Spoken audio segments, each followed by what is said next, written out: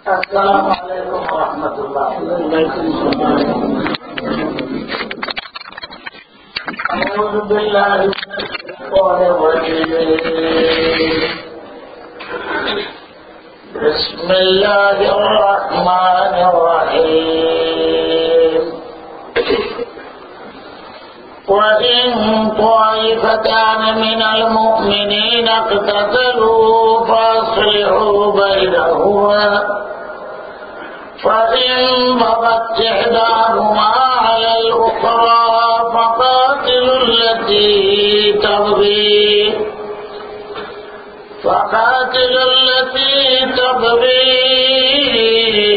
حتى تفيء إلى أمر الله فإن فاءت فأصلحوا بينهما بالعدل وأقسطوا إن الله يحب المقسطين. إنما المؤمنون إخوة فأصلحوا بين أخويكم واتقوا الله لعلكم ترحمون. يا أيها الذين آمنوا لا يسخر قوم من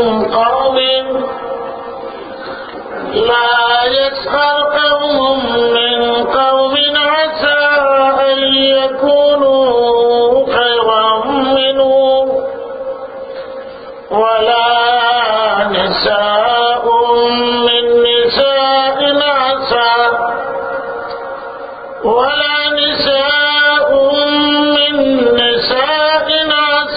أن يكن خيرا منهن ولا تلمزوا أنفسكم ولا تنابزوا بالألقاب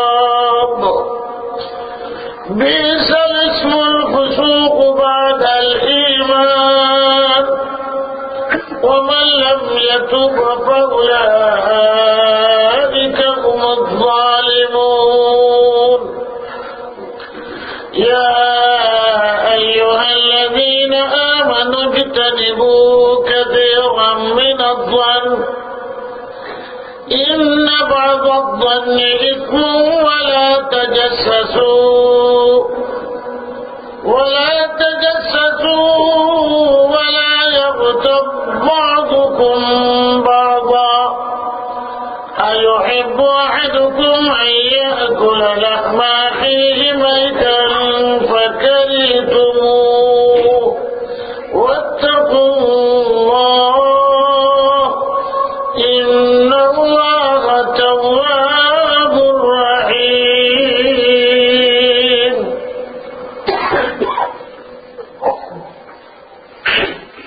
আল্লাহ রাব্বুল আলামিন প্রথম যে আয়াত আজকে তেলাওয়াত করলাম তার প্রথম অনুবাদ শোনা। আল্লাহ তাআলা বলেন, মুসলমানদের দুই গ্রুপ যদি ঝগড়া ফসাদ লাগে, সম্ভব আছে মুসলমানে ঝগড়া ফসাদ হইতে পারে। যারা মুরব্বী তাদের দায়িত্ব কি? এইদিকেও কিছু ছেলে পেলে এইদিকেও কিছু ছেলে পেলে দুজনে লেগে গেছে ঝগড়া, না চাপট দাপট হয়ে গেছে।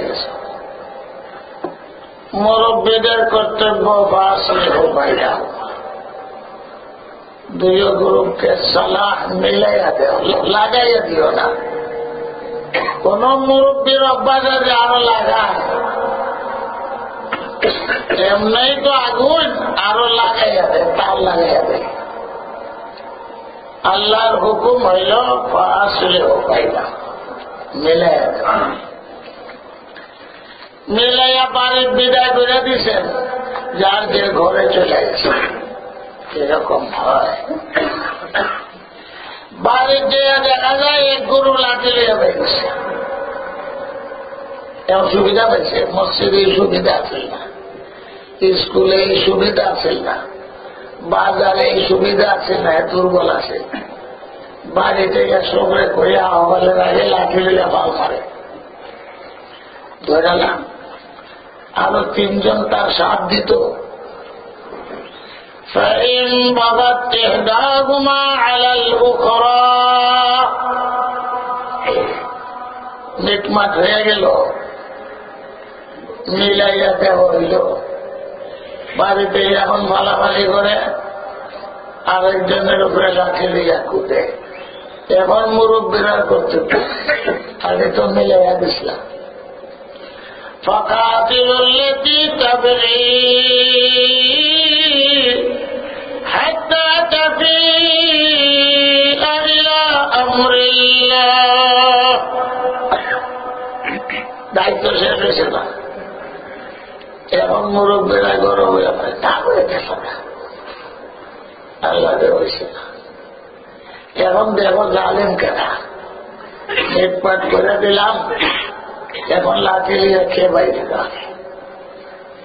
যে লাঠি লিয়ে বাইরে গেল এখন হইল জালিম। মুরব্বীর কর্তব্য হইল এই জালিমের বিরুদ্ধে প্রতিরোধ সৃষ্টি করা। যে ব্যক্তি ব্যক্তি যেখানে মীমাংসা করে দিলাম, এখন সে পাইছে সমান বাড়ি দিয়ে লাঠি লিয়েছে।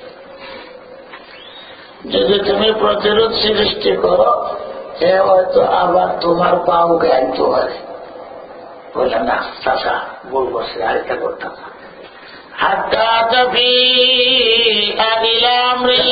যত সময় পর্যন্ত সে বাউকে না আইব, মুরব্বীর কর্তব্য তার প্রতিরোধ সৃষ্টি করে। বাইরে বেটে একবার দাঁত চলে যাবে, আর না হলে কের মুরব্বী আটা আগে হাত দিস লাগে এই সময় এরা মাইক করতো, তুমি গেছ লাগে। তুমি যখন মেলাইয়া দিচ্ছ, এখন তুমি জানো এর মধ্যে কেটা অন্যায়কারী, কে জানে, তাকে ধরো, মানে তার সাথে প্রতিরোধ সৃষ্টি করো। এই জন্য আল্লাহর হুকুমের সামনে চালবে না। বাচ্চা তখন বিচার করে লাগে, এখন কি দেখো বিচার করে লাগে, বিচার فإن فاءت فأصلحوا بينهما بالعدل وأقسطوا। আগে তো মিলাইয়া দিসলা দুই গুরু, এটা তো হয়েছে না, এখন হক বিচার করো। আল্লাহ কি করে, এখন হক বিচার করে দেখো কেটা অন্যায় হল। এক অন্যায় তো এখন করছে যে বাড়িতে লাঠি লিয়ে বাইরেছে, আর মূল ঘটনাও দেখো কেটা নিয়ে হয়, কেটা অন্যায়, হক বিচার করে দেখো।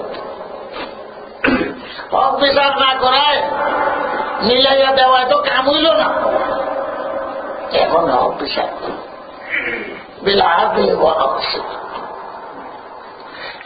কেটা নেয়, কেটা অন্যায়, হক বিচারটা করে দিলে হয়তো আগামী দিনে আর এইরকম ঝগড়া হইত না। অনুবাদ করতেছি, ইন্নাল্লাহা ইউহিব্বুল মুকসিতিন। যারা ন্যায় ইনসাফ বিচার করে আল্লাহ তাআলা তাদেরকে মহব্বত করেন। এবং ইনসাফ বিচার দিচ্ছে, এটা আয়াতের অনুবাদ। এখন এটাকে বোঝার জন্য বহুত ঘটনা ঘটছে, এমনি আল্লাহ তাআলা এই আয়াত অবতীর্ণ করেন। আর কিয়ামত পর্যন্ত এই আয়াত অনুবাদই ফয়সালা হবে। এক নম্বর কর্তব্য, মুসলমানে হক বিচার হয় না, মিলাই দেব। বেশি ন্যায় অন্যায় দেখতে লাভ নেই, বিচার মিলাইয়া দেব। বলব সব সময় যাও, আল্লাহ কি পছন্দ করে। হাজার ইবাদত আর একটা ঝগড়াকে মীমাংসা করে দেওয়া। কোন জ্ঞানে আছে যে 60 বছরের ইবাদত এক পাল্লায় উঠাও, আর একটা ঝগড়া মীমাংসা করে দেও। নিঃস্বার্থ লোক যদি হয় তো ঝগড়া মীমাংসা হয়, আর স্বার্থবাদী যারা, এরা কোনদিন ঝগড়া মীমাংসা করতে পারে না। নিঃস্বার্থ হলে আল্লাহর রহম হয়, আল্লাহর দয়া হয়। আল্লাহ তাআলা এটাকে সালাহ করে দেয়, সুরাহ করে দেয়। হুজুর সাল্লাল্লাহু আলাইহি ওয়াসাল্লাম সারা জীবন তাহাই করেছেন। ঝগড়া হয়েছে, কিন্তু হুজুর রাহমাতুল্লিল আলামিন যেমনি পারছে দুইজনের তার মীমাংসা করে দিছে। তুমি অর্ধেক দিন বাদ দেখাও, আমি ঝগড়া করবো, জি হুজুর। তুমি তাড়াতাড়ি দিয়ে লাগলো, বাকি দেওয়া জি হুজুর, তো শেষ। হুজুর আচ্ছা ঠিক আছে, তোমরা পারো না, তোমরা ঝগড়া করো না, আমার থেকে ভালো গেছে। হুজুর কতজনের কি দিয়ে বসছেন, তোমরা ঝগড়া করো, আমি দিয়ে দিব। এইভাবে হুজুর অন্যরূপে দিত, এটা খাইতো, এটা খাইতো, এই পক্ষ থেকে খাইতো, এই পক্ষ থেকে কেমনি না যদি খাইতে পারে তাহলে না আজকে অসুবিধা। আরেকটা তারিখ এর ভিতরে আরো খাইতে পারে, আর 1 মাস পরে তারিখ তাড়াতাড়ি মীমাংসা করে আরে বেটার সময় নাই, এর ভিতরে আরো খাইতে পারে। আর হুজুর নিজের পকেট থেকে দিচ্ছে। দুই মুসলমান, দুই দেশ হইতে পারে, দুই ব্যক্তি হইতে পারে, দুই গোষ্ঠীও তো হইতে পারে। মুসলমানের দুইটা দেশে ঝগড়া, দুইটা মুসলমান দেশ। আজকাল যেরকম ভাবে হয়, তার পার্সনের কর্তব্য হক বিচারে প্রথমে যাইও না, ন্যায় অন্যায় তো আসেও, বুঝে সুঝে একজন আরেকজনকে মাফ করে না। না এতে হয় না। এখন দেখো জালিম কেনা হক বিচার। হযরত আলী রাদিয়াল্লাহু তাআলা খলিফা, হুজুর সাল্লাল্লাহু আলাইহি ওয়াসাল্লাম টাইটেল দিয়েছেন ওয়াকযাহুম আলী। সাহাবাদের এক একজনের এক একটা গুণ আছে, বিশেষ গুণ। সবাই মুত্তাকি পরহেজগার আমানতদার দিয়ানদার ইবাদতদার, এর মধ্যে আবার এর করে একটা বিশেষ গুণ আছে। তো হুজুর সাল্লাল্লাহু আলাইহি ওয়াসাল্লাম বলেন أرحم أمتي بأمتي أبو بكر وأشدهم في أمر الله عمر وأصدقهم حياء عثمان وأقضاهم علي وفاطمة سيدة النساء الجنة والحسن والحسين سيدا شباب أهل الجنة وأمين هذه الأمة أبو عبيدة بن الجراح رضي الله। এক একজন এক একটা বিশেষ গুণ, সবই টাইটেল বাস মৌলানা, আওয়াজ খুব সুন্দর, এর বুঝাইতে পারেন খুব ভালো, এর চেহারা খুব সুন্দর, এর বংশ খুব ভালো। এক একজনের একটা বেশি সমস্ত ক্যাটাগরি বাস, সেটা আবার বিশেষ গুণে ভূষিত। আবু বকর সিদ্দিকের কথা বলেন সাহাবাদের মধ্যে সবচেয়ে দয়া মায়া বেশি, অন্যায়ের বিরুদ্ধে কঠোর হযরতে উমর, হায়া শরম লজ্জা উসমানের বেশি, বিচার আচারের মধ্যে 1 নম্বর হযরতে আলী রাদিয়াল্লাহু। উনি সহজে ওই বিচার কার্য সমাধান করে দিতে পারতেন নিজের ব্রেন যোগ্যতা দিয়ে। হযরত আলী, এটা আমি টাইটেল দিছি না, হুজুর সামনে টাইটেল দিছি। বাস্তবে তাই দেখা যায় সারা জীবন হযরত আলী রাদিয়াল্লাহু তাআলা বিচার কার্য সমাধান করার জন্য নম্বর 1, এটা বিশেষ গুণ। একজন যে হযরত আলীর কাছে বিচার দিছে,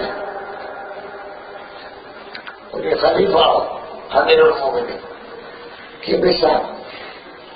তা আমি স্বপ্নে দেখছি ওই ফোলা নাম ধরিয়া এর বাপ হোক নাকি বিচারে বলুন নামও হোক লাগবো, বাপের নামও হোক লাগবো, আমার মার সাথে বদমাশি করছে, স্বপ্নে দেখছি। দেখলেন যে বেটা বেটা পাইলে তো বিচার দিছে, এটা হোক বিচার দেখতেই হোক। আল্লাহ তাহলে ঠিক আছে, পুলিশ পাঠাই আসামে তারা যাচ্ছে। আসামে তো কিচ্ছু হইতে পারে না, সে দেখছে স্বপ্ন আসামি লাগছে। এমনি পুলিশকে বলছে রোদ্র খেলা করো না, আসামি বিবাদী কিছুই না, রোদ্র খেলেছে। বাদিকে হাতে দিয়েছেন চাবক, জানলেন যা দেখি যে শরীর মারিস না, ছায়ার মধ্যে মাঝে আসি যাবে, ছায়ার মধ্যে মাঝে যা।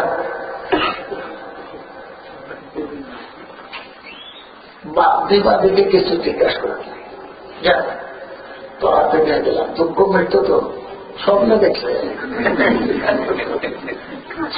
ছায়ার মধ্যে মাইরে গেছিল বলছে তোর শরীরে মারতে, তোরটা আসলে তুই তোর স্বপ্নে দেখছে, পরে চিনা করছিনি তোর মার সাথে। এখন সবই বুঝতে পারলেন যে হযরত আলীর মেধা কিরকম, এর সন্তুষ্ট হইয়া বিচার উল্টো করে পেয়েছে। বিচার তো বাড়িতে বিচার দিছে তো দুঃখ হইয়া এখন বুঝছে যা। এইরকম ভাবে হযরত আলী রাদিয়াল্লাহু আনহু বিচার।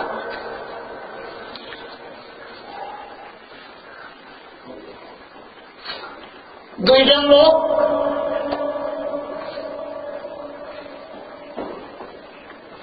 রাস্তা দিয়ে যায়, দুজনের কাছে সামান আছে। অনেক সময় মানুষ গরু কিনতে যায়, সঙ্গে রুটি টুটি লইয়া যায়, আর কোন বুঝানো গেল কিছু লইয়া দেওয়া লাগে সাথে, কেউ মাছ মারা যায় টিফিনে বলে কিছু দেয়।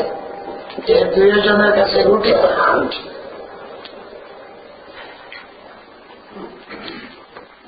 একজনের কাছে 2 রুটি, একজনের কাছে 1 রুটি,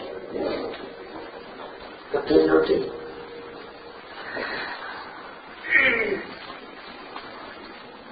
কথা বুঝছে সাথে থাকে না, এখান থেকে ওয়াশিংটন যাইবেন, সঙ্গে কিছু রুটি সামান লন, কেনাডা যাইবেন কিছু লই, রাস্তা সার্ভিসও বলে খাইবেন।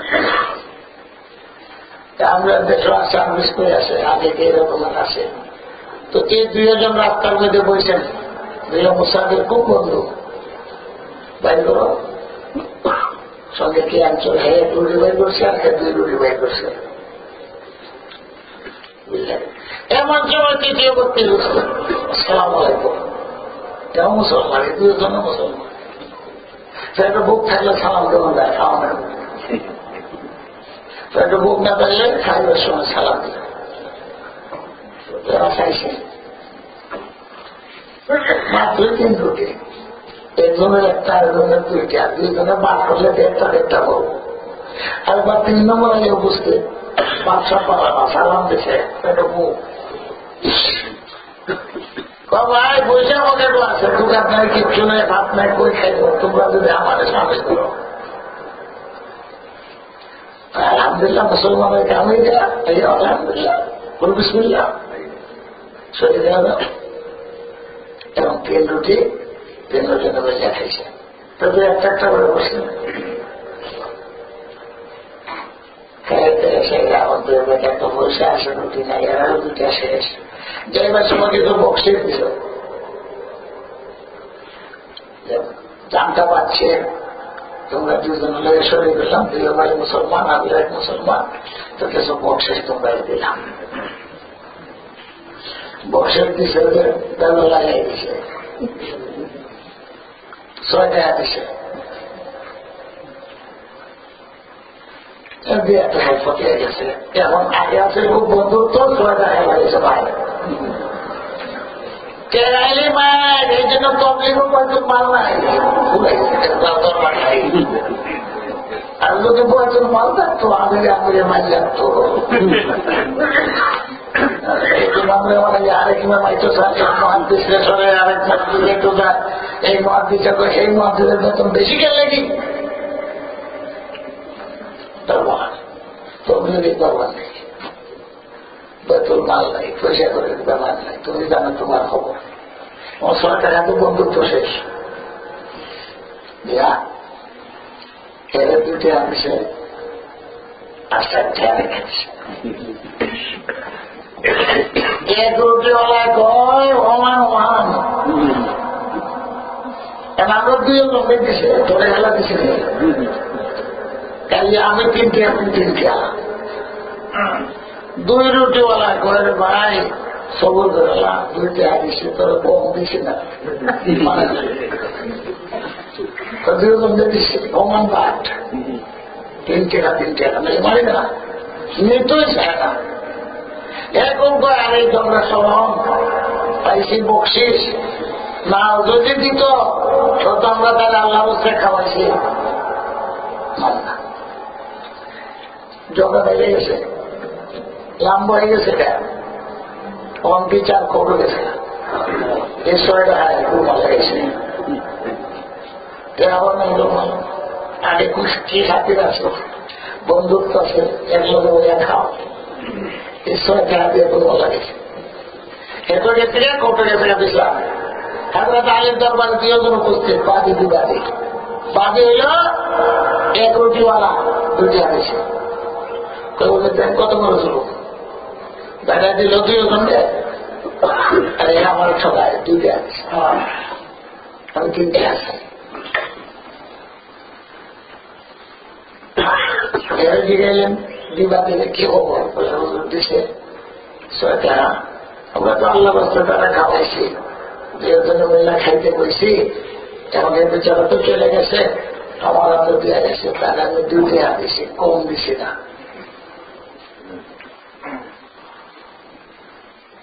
হযরত আলী বিচার না করিয়া ওই আল্লাহর যে হুকুম وَإِنْ طَائِفَتَانِ مِنَ الْمُؤْمِنِينَ اقْتَتَلُوا فَأَصْلِحُوا بَيْنَهُمَا হযরত আলী বললেন এই বেটা সবর কর লাফাইছে আল্লাহ কেন বেটা না দিত এত দিচ্ছে আল্লাহ মেহরবানি 2 টাকা পাইছো আলহামদুলিল্লাহ সবর করে পাইছো বেশা বছরের দরকার 2 বছর নয় যে আল্লাহ দৌড়ে উঠে নাকি একটা আললে কথা হুজুর মানে না হক বিচার নাই হযরত আলী বলেন আমি যদি হক বিচার করি তো 2টি হবে আরো খেয়েছে রাজা এত বড় দরবারও ফাতেমার স্বামী হাসান হোসেনের বাবা আর এই ঘটনার দিন করতে পারবে এইটা করতে পারবে আমি বলে ভাই কেমন খান আলী বলেন আমি বিচার করলে 2 হবে আরো খেয়েছে আলীর দরবারে এই কথা আশা করি এটা হক বিচারে আমি বলে ভাই কেমন কি হতো হক বিচারে দেখতাম খাইলে ফেলবো না বসে না যা হক বিচার দেখবো এখন আপনার কাছে টাইম দিছে এই বিচারে দাঁড়িয়ে তোমরা উপস্থিত করে থাকি আরো তো সাহাবায়ে কেরাম আছেন হযরত আলীর যুগে বহুত সাহাবা ছিলেন কুফাতে এই বিচার দেখার জন্য সবাই উপস্থিত হয়েছে টাইম মতো উপস্থিত বিচার ঘোষণা দিবেন হযরত আলী বলে রুটি তোমরা 3 জনে মিলে খাইছো না একজনে খাইছো 3 জনে মিলে খাইছি কে কত খাইছো রুটি অর্ধেক কেনা গেছো ওই দিকে আর বাদ করে গেছি ঘরের আমরা সমান সমানে গেছি সমান সমান যদি খাইয়া দেখো 1 রুটি 3 জনে খাইছো 1 রুটি 3 টুকরা করো তো 300 কত হইব 318 একটা রুটি যদি 3 টুকরা হয় 6টা রুটি কয় টুকরো কমে 18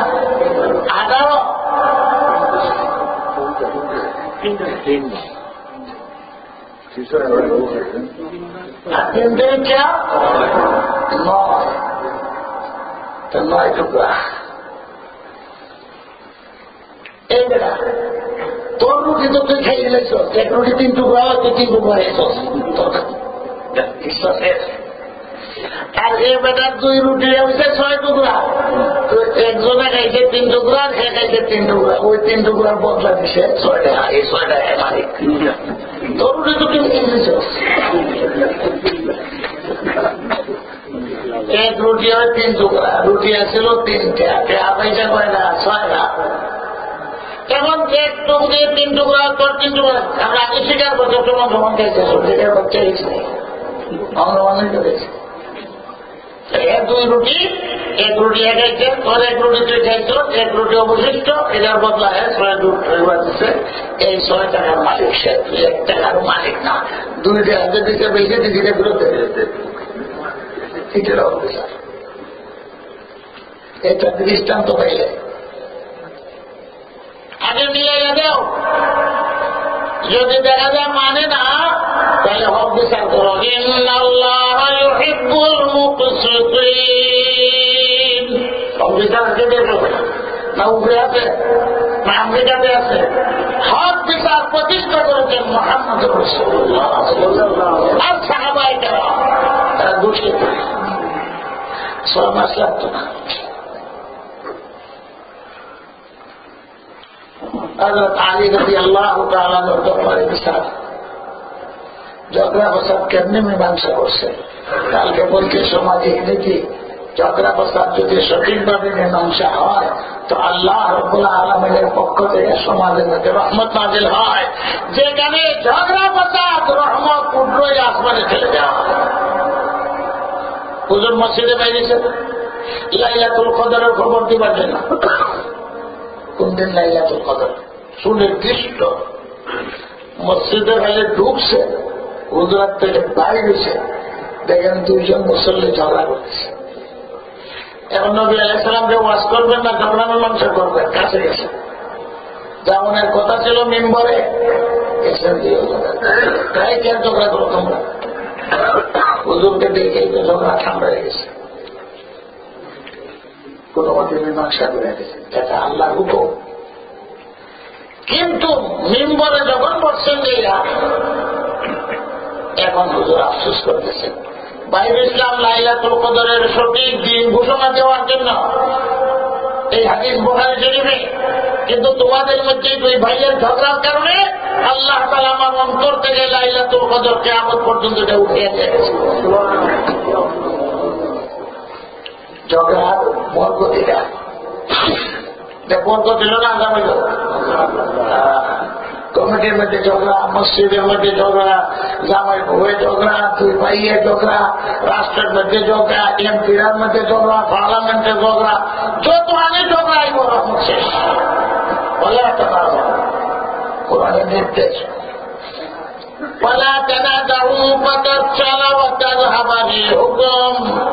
ঝগড়া করি না, কমজোর হয়ে যাবে, রহমত আসমানে চলে যাবে, জমিবাদ থাকতো না। সবাই দুনিয়া ঝগড়া, যেখানে জামাই বউয়ে ঝগড়া, বাপের মধ্যে ঝগড়া, দিলে দিয়ে ঝগড়া, বাপে বাপ ঝগড়া ঝগড়া, উপরেও ঝগড়া, নিচেও ঝগড়া, পার্লামেন্টও ঝগড়া, মাইলেকে যায় খালি শেয়ার উল্টাই তোমার,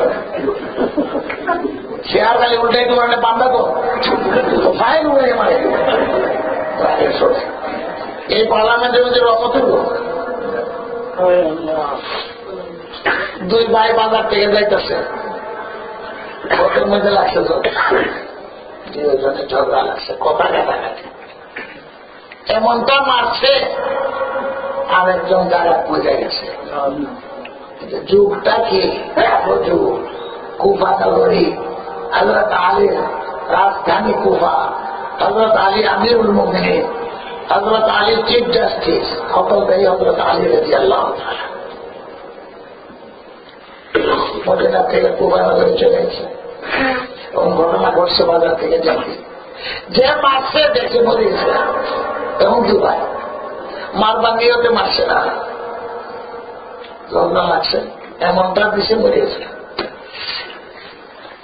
দেখছে মার্ডার কেসের আসামি আমি, উভয়কে গোপনে আত্মগোপন করছে, কোন করে তাকে গেছে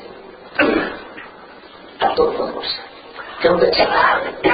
2 জন যাইতেছে পালাই, রাস্তার লেগেছে ঝগড়া, মারছে মরিয়েছে। ইচ্ছা থাকবে না, তাকেও মজা তুলেছে তার হাতে, এ পাচ্ছে খুব জোরে পাচ্ছে। আরে দরবেশ যাইতেছে, দরবেশ দরবেশ দরবেশ বুঝেন, কিছু বুঝে টুঝে না। দরবেশ কালকে না বুঝছে, দরবেশ বেশি ব্যস্ত বেশি বুঝে টুঝে না। কোন যে মার্ডারের কাছে বুঝেছে, আমার এই বাইরে কেনায় মারলো রে, আমার বাইরে কেনায় মারলো রে, বোঝা বোঝা রাস্তা মানুষকে বাজে খেলা আমার বাইরে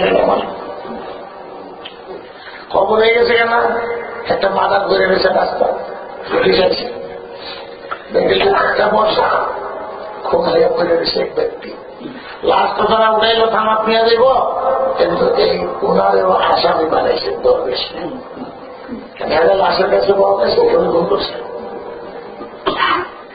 বর্তমান আইনও ছাড়তো না যারা বললো তাই আলহামদুলিল্লাহ দরবেশে কি দেখো আলহামদুলিল্লাহ আলহামদুলিল্লাহ আলহামদুলিল্লাহ আমার এটা থানা টানছে আমারে কেন বলে তুমি আসা বলে আলহামদুলিল্লাহ আলহামদুলিল্লাহ আমার কাছে বলি বলে তোরা ভাবছি ওই এই মুশিলায় জীবনটা বেড়াইলাম আমার গুণাটা মা বলব হ্যাঁ খুশি কেমন দরবেশ তা না বলা রিপোর্ট তাড়াতাড়ি দিয়ে গেছে আমাদের কালী রবি আল্লাহ তাআলার কাছে আসামি পাওয়া গেছে লাশের কাছে মারার কেস খুব বেশি যে বাচ্চা গেছিল সেই অবস্থা দেখে আবার ঘুরে আসে তারা যে মারার করে হে বুঝে শরীর চায় আইয়া কয় যে ব্যক্তি দরবেশ বুঝে টুঝে না তাহলে ছেড়ে দেব আসল আমি করছি মারা এটা বুঝে না দরবেশ মানুষ দরবেশের ভাই না না না না আমি ফাঁসি চেয়ে দেব একজনকে লিখতেছে কথা খুব আমার জীবনের গুণারা কফানাটাও দিতে এর ছিলেন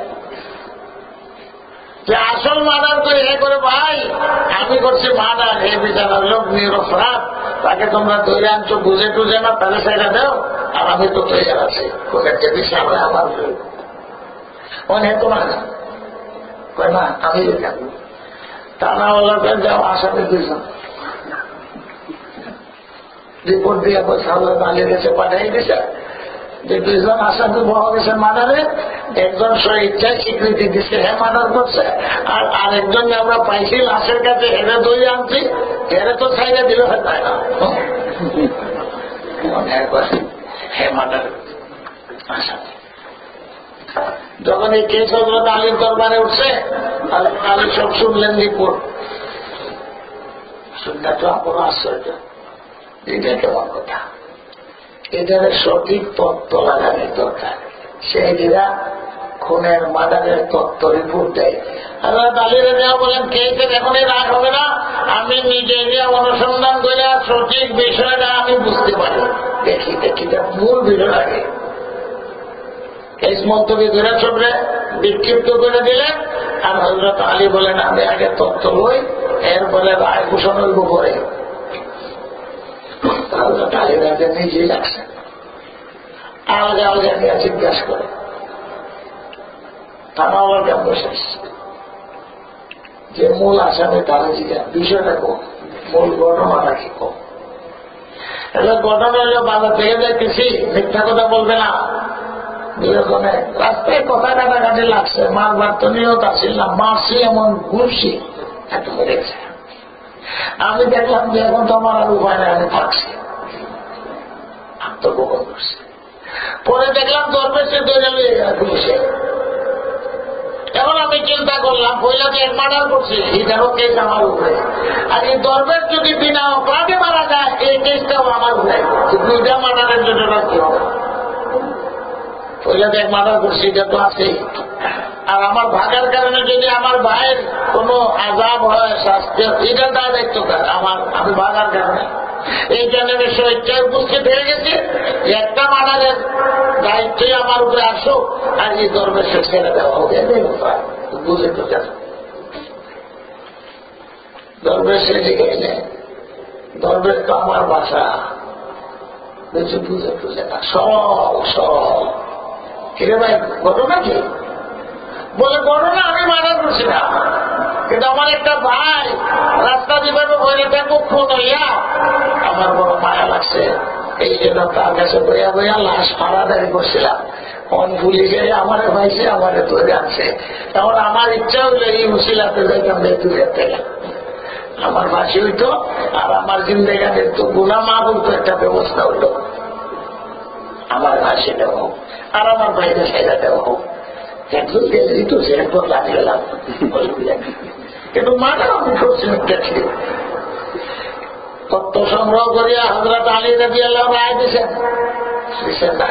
টাইম দিছেন। এই কেস দেখার জন্য সাহাবায়ে কেরামের বিরাট সমাবেশ। হযরত ইমাম হুসাইন রাদিয়াল্লাহু তাআলা গেছেন, আজকে এই কেসের বিচার হইব, আমার বাবা দেখি কি বিচার করে। হযরত আলী ইমাম হুসাইন দরকার দাঁড়িয়ে রয়েছে, আর অনেকেই কোর্টের সামনে উপস্থিত, কেউ দাঁড়াইয়া কেউ বইয়া। টাইম মতো হযরত আলী ঘোষণা দিছে, ওই যে কেস এটা এখন রায় দেওয়া হবে। সব উদ্গ্রীব রায় শোনার জন্য। হযরত আলী রাদিয়াল্লাহু বলতেছেন, আমি যা তত্ত্ব লাগাইছি অনুসন্ধান, এতে প্রমাণিত হয়েছে একজনই মার্ডার করছে, ভারী শাস্তি হবে, আর আরেকজন মার্ডার না, এমনি তাকে বলে ধরে আনছে, তার মুক্তি, এর মুক্তি। আর মার্ডার করছে একজন, তার ফাঁসি হবে, তার কেস শাস্তি হবে। কথা ঘোরা করতে পারছেন না ইমাম হযরত আলী রাদিয়াল্লাহু। ইমাম হোসেন দরজা লম্বা হযরত ইমাম হোসেন রাদিয়াল্লাহু তাআলা ইমাম যুবক বিচারক হইলেন হযরত আলী আমিরুল মুমিনিন। আর ইমাম হোসেন দরজা দাঁড়ায় বলেন, বুঝে কিনা রায় দিবেন? আমিরুল মুমিনিন বুঝে কিনা রায় দিবেন?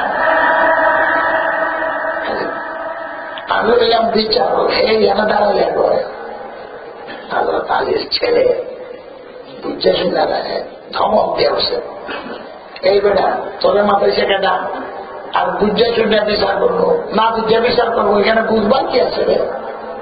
একজনের অপরাধ মুক্তি পাস, আর একজনের মার্ডার করছে আর বিচার করে, এখানে বুঝবার কিছু আছে না? এখানে কি বুঝবার আছে? ধমক দিচ্ছে।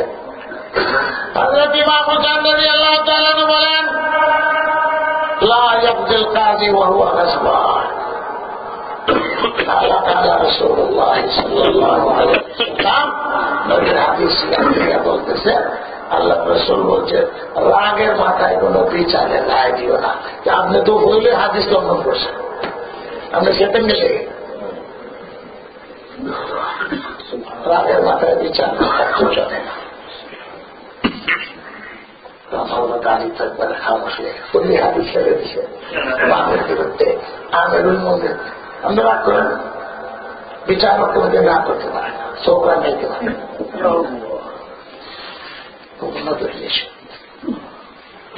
খামোশ হয়ে গেছে। আবার চোখ উঠেছে হুসেনের দিকে, কেমন কি করো? বললে তো হাতির দিয়ে মাথা ঠান্ডা করে দিচ্ছে হযরত আলী। হযরত ইমাম হোসেন বলেন, আপনি বনু হাশিমের লোক, ফাতেমার স্বামী,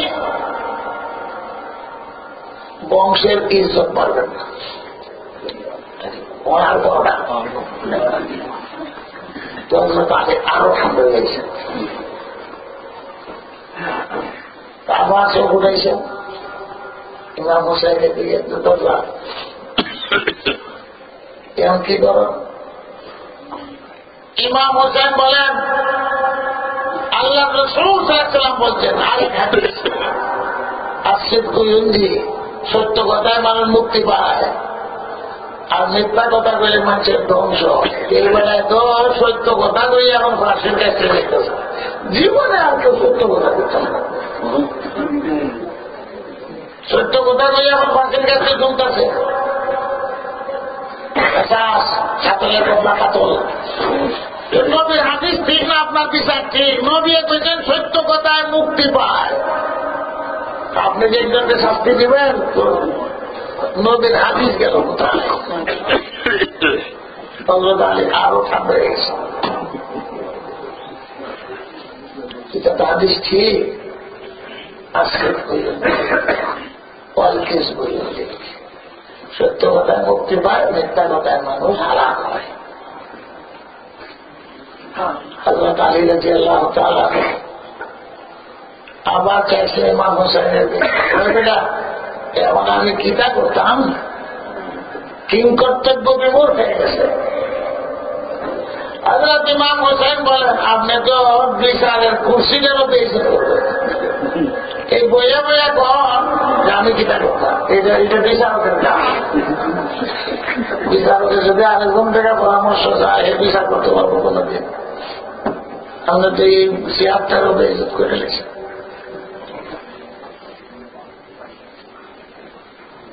ইমাম হোসেন বলেন রাদিয়াল্লাহু তাআলা, আপনি চেয়ার ছেড়ে দেন, আপনি বিচারকের অভিযুক্ত না। এরপরে আমার সাথে পরামর্শ করেন, আমি সব পরামর্শ চেয়ার বইয়ে বইয়ে পরামর্শ কর্তা বুদ্ধি দিয়ে বিচার করেন যায়। সাথে সাথে হয়তো তারই চেয়ার ছেড়ে দিচ্ছে।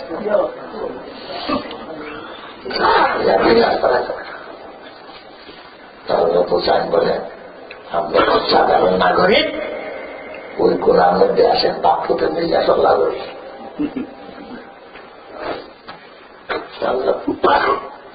ইমাম হোসেনকে নিয়ে গেছেন যে এই সমস্যা তোমার আটকিছে, কেমনি আটকিছে, সত্য কথায় মুক্তি পায়, যেহেতু সত্য কথা বলে আমরা শাস্তি দেখেছি। আর কোন আসলের ইজ্জত রক্ষা করো, তোমার হাতে যদি একজন এরকম ভাবে ফাঁসির কাছে যায়, তোমার কাছে বিশাল যাই হোক, এটা তো বনু হাশিমের কলঙ্ক থাকবো কিয়ামত পর্যন্ত। ইমাম হোসেন বলে, এটা সোজা আমি মানছি, আপনি এত ঘাবড়েছেন কেন? এক কাম করে, বিচারের রায় তো ঠিকই আছে, ফাঁসির খুনের কথা খুন, এটাই বিচার। আর আমাদু আল কবাদু, ইচ্ছা করে যদি কেউ হত্যা করে তার বদলা হলো কাটাল, এটা ঠিক।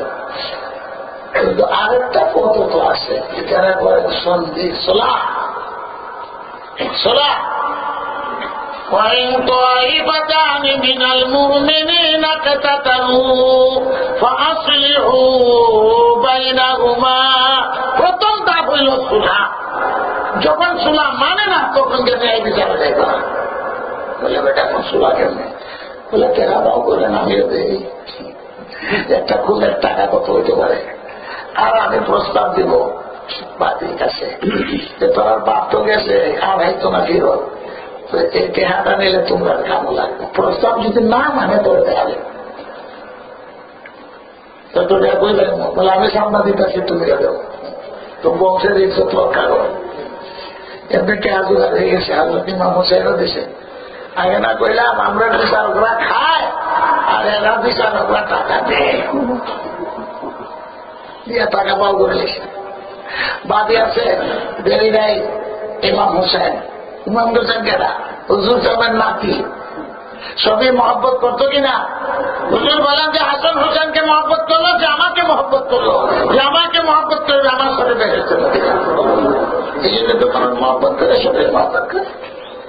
হোসেন আলীর হয়ে গেছেন বাদের কাছে, ইয়া বলেন তোমার মামার জিরো বেগুনি, আর একটু মরছে মরছে, কিন্তু এখন আমরা তোমার কাছে চাইতেছি খুনের দাবিটা বাদ দেও, আর এই যে একটা খুনের কথা সেই সময় অনুযায়ী 10,000 দিরহাম 12,000 দিরহাম সেটা নির্ধারিত ছিল, সময় উপযোগী সময় মধ্যে এই সময়ের হিসাবে এই টাকা তোমরা নিয়ে খুনের বিচারটা মাফ করো, আর টাকা নেও। এটা হল সুলহ। বাজিয়ে কয় আপনারা থেকে যদি টাকা নিতাম, খুনের দাবিও মাফ, টাকাও মাফ, আর যে মারছে বাপের বদলা তারা বাপ দেখবো, যে খুন করছে তারই বাপ দেখবো। আমরা তো বাপ মারা গেছি, বিচার শেষ হয়ে গেল। তাহলে দাঁড়িয়ে আইসেন আবার চেয়ারের মধ্যে কুর্সিতে বসছে, বলে বিচার শোনো, বাদীরা খারাপ বসে, এই যে বাদী খুনের কেস মাফ করে দিছে, আমরা টাকা দিতে চাইছিলাম, টাকাও মাফ করে দিছে, আর বাদী বলতেছে যে খুন করছে বাপের কথা তার বাপ দেখো, আমরা বাপ তো নেই, আপনার বাপ। আসামি যেখানে স্বইচ্ছায় স্বীকৃতি দিল আর কাসাব খুনের বদলা খুনও যাইবার লাগে তো এবারে এলেছে মুক্তি, কি বলেন? তার খুশি কত, দৌড়ে গেছে বাড়ির কাছে যে একবার ঠিক আছে যতদিন বাচ্চা আছে তুমি আমার ছেলে, আর ছেলে কয় যে খুন করছে হে হইল বাপ।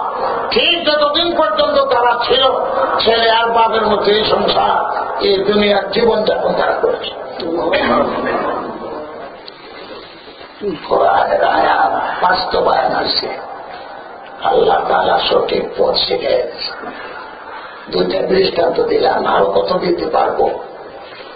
فَأَصْلِحُوا بَيْنَهُمَا فَإِنْ بَغَتْ إِحْدَاهُمَا عَلَى الْأُخْرَى فَقَاتِلُوا الَّتِي تَبْغِي حَتَّى تَفِيءَ إِلَى أَمْرِ اللَّهِ فَإِنْ فَاءَتْ فَأَصْلِحُوا بَيْنَهُمَا بِالْعَدْلِ وَأَقْسِطُوا إِنَّ اللَّهَ يُحِبُّ الْمُقْسِطِينَ। এরপরে কি বলে? ইন্নামাল মুমিনুনা ইখওয়াতুন ফাসলিহু বাইনা আখাওয়াইকুম। ইমানদার ভাই ভাই, ইমানদার ভাই ভাই। আমেরিকায় ভাই ভাই ডাকে না, এটা তো ইমানদার সারা দুনিয়াতে ভাই ভাই, আর আজকের দুনিয়াতে আর ভাই ভাই নেই, আপন ভাই ভাই দেয় না। আল্লাহ তাআলা বলেন মোহাম্মদ মুসলমান আরবি হোক আর আজমি হোক, আর উর্দুওয়ালা হোক আর বাঙালি হোক, আর নিজের দেশের হোক আর নোয়াখালীর হোক আর সিলেটেরই হোক, ইন্নামাল মুমিনুনা ইখওয়াতুন, ভাই ভাই। মক্কা শরীফ এলো, আমেরিকা এলো, যেখানে ইমানদার আছে এই কমিউনিটি ইমানদার। কোন দেশে কথা বলে, কোন ভাষায় কথা বলে, এটা আল্লাহ তাআলা বলছেন না। ইন্নামাল মুমিনুনা ইখওয়াতুন ফাসলিহু বাইনা আখাওয়াইকুম, মিলাইয়া দিও, সবসময় মিলাইয়া দিও, তার লাগাইয়া ঝগড়া বাড়াইয়া দিও না। এই জন্য যারা তালাতালি করে, সমাজকে বিক্ষিপ্ত করে, ধ্বংস করে, আল্লাহ রাসূল বলেন বেহেশতের দাবিয়া করতে পারবে। খুন করা যেরকম অপরাধ, তালাতালিও এরকম। লা ইয়াদখুলুল জান্নাতা কাফফার, কোনদিন বেহেশতে যাইতে পারবে না। আল্লাহ তাআলা বলেন ওয়াত্তাকুল্লাহ, আল্লাহকে ডরাও, লাআল্লাকুম তুরহামুন। যদি আল্লাহরে ভয় করো আর এইসব কাম ছেড়ে দাও আর ভাই ভাই হিসাবে থাকো, তো আল্লাহ ভয় আইব।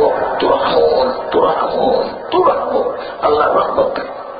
আর যদি ভাই ভাই হিসাবে না থাকতে পারো, আল্লাহ রহমত পাইবে। মুসা আলাইহিস সালাতু ওয়াস সালাম ময়দানে দোয়ার জন্য, বাংলাদেশে খুব গরম, এখানে কি ঠান্ডা। হযরত ইমাম সাহেব মুদ্দাজিউল আলী গরম খাইয়া খাইয়া ঠান্ডা দেখছেন চোখে। এখন বুঝতে পারবা গরমটা কিরকম আর ঠান্ডা লাগে। আমি তো বুঝতে এসেছি। আজকে খবর লইয়া দেখো বাংলাদেশে কি গরম, অস্থির মানুষ। আর একদিকে সুনামগঞ্জ গেছে গা, আবার ওর বাদাম ও গেছে, দানা খাইছে না, আবার বান ভেঙে গেছে, ডুবে গেছে। আর এদিকে ঢাকা ঢোকা সারা বাংলাদেশ খালি হাহাকার হাহাকার, গরম আর গরম গরম। আরো নাই কারেন্ট, বিদ্যুৎ, রাস্তা অবরোধ করে, ডিজিটাল বাংলাদেশ। আর কেন কিনা ঠান্ডা গতকালকে ঠান্ডা এখন আছে না, এখন আবার কমে গেছে। সকাল বন্ধ দেখবেন আবার কমে গেছে। রহমতের কথা। যখন মায়া দয়া হবে, ইমানদারের মধ্যে মিলজুল থাকবে, আল্লাহর রহমত আসবে। আর যখন ইমানদারের মধ্যে ঝগড়া ফসাদ মিল নাই, রহমত জমিন থেকে আসমানে চলে যায়। আল্লাহ করতে পারে। আমরা তো আল্লাহর রহমত চাই। মুসা আলাইহিস সালামের মেঘ নাই, বনি ইসরায়েলদের তো অপরাধ করেছেন, মেঘ বন্ধ হয়ে গেছে। মুসা আলাইহিস সালাম চলো ময়দানে গিয়ে দোয়া করি, আল্লাহ কাছে তওবা করলে। আমরা যখন সালাতুল ইস্তিসকামে গেলে মুসা আলাইহিস সালাম দাওয়াত দিয়েছেন বনি ইসরায়েলকে ময়দানে গিয়ে দোয়া করি। সবাই চলে পয়গাম্বর এখান থেকে দোয়ার জন্য হাত বাড়াইছেন মুসা আলাইহিস সালাম। আল্লাহ মেঘ দেব, আল্লাহর পক্ষ থেকে খবর আইছে সরাসরি মুসা কালিমুল্লাহ সরাসরি আল্লাহর সাথে কথা বলতেন, আল্লাহ মুসার সাথে সরাসরি কথা বলতেন, চোখে দেখতেন না, কানে শুনতেন, সর্ব অঙ্গ দিয়ে মুসা আলাইহিস সালাম শুনতেন, সর্ব অঙ্গ দিয়ে শুনতেন, হাতে পায়ে থেকে শুনতেন, আল্লাহর সাথে কথা বলতেছেন। আল্লাহ বলতেছেন মুসা তো কবুল হতো না, তুমি লেগেছিলে আল্লাহ হইত না, তোমার কেন একটা লোক আছে তুমি এটাই আর তোমার মধ্যে সব হয়ে গেছে, দোয়া মানল, এটারে উড়ে দাও, এরপরে দোয়া করো। এক বদবক সম্পত্তির কারণে দোয়া করবে, কিন্তু আল্লাহ তাআলা নাম বলেন নেই কেন, বলছেন একজন আসলে ঘোষণা দিয়ে দেও যে কোন অপরাধী এর কারণে দোয়া কবুল হতো না, তাহলে উঠে দেন, গেলে বলে দোয়া করলে দোয়া না বলা, একজনের কারণে সবার দোয়া শেষ হয়। মুসা আলাইহিস সালামের কিরকম রাত এলান করে দিছে, অপরাধী কেটে আসলো, সমাজে খালি তাড়াতাড়ি করো, তুমি উঠতে দাও, তোমার কানা তো মনে মনে জানা, আর না দোয়া কবুল হতো না, দেশের মাঝে দেখতে না, এরপরে আসলে দোয়া হয়ে গেছে। এতটুকু ঘোষণা যখন মুসা আলাইহিস সালাম দিয়ে আসছে, আমি যদি উঠে না যাই ওরা খানো চলে বাই করবো, গরম পায়গম্বর মুসা আলাইহিস সালাম, আর উঠে গেলে ওই মধ্যে সবুজ করে যাইতেছে, এই সুরা লাগে না দোয়ারা বলছে, যেতেছে দাগ লাগবো, দাগ পথে গেলেও তো বসে, আর বইয়া যদি দেখে কানো ধরবো আর কানো ধরে থেকে বইয়া কেমন দেখতো না, যাও দেখতো না, এখন কই দেয় জমিনটা ভাবতো মাটির নিচে চলে যেত, আর তো ভাই নেই, উঠতে গেল তো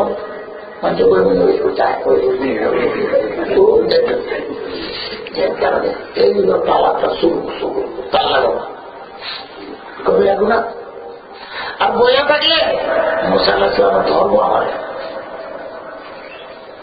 যে মুসা এতটুকু বলতে পারছে নাম ধরে তুলে এখন করছে কি ওই বেটা ঘুমান দিয়ে মুখ খুলে না,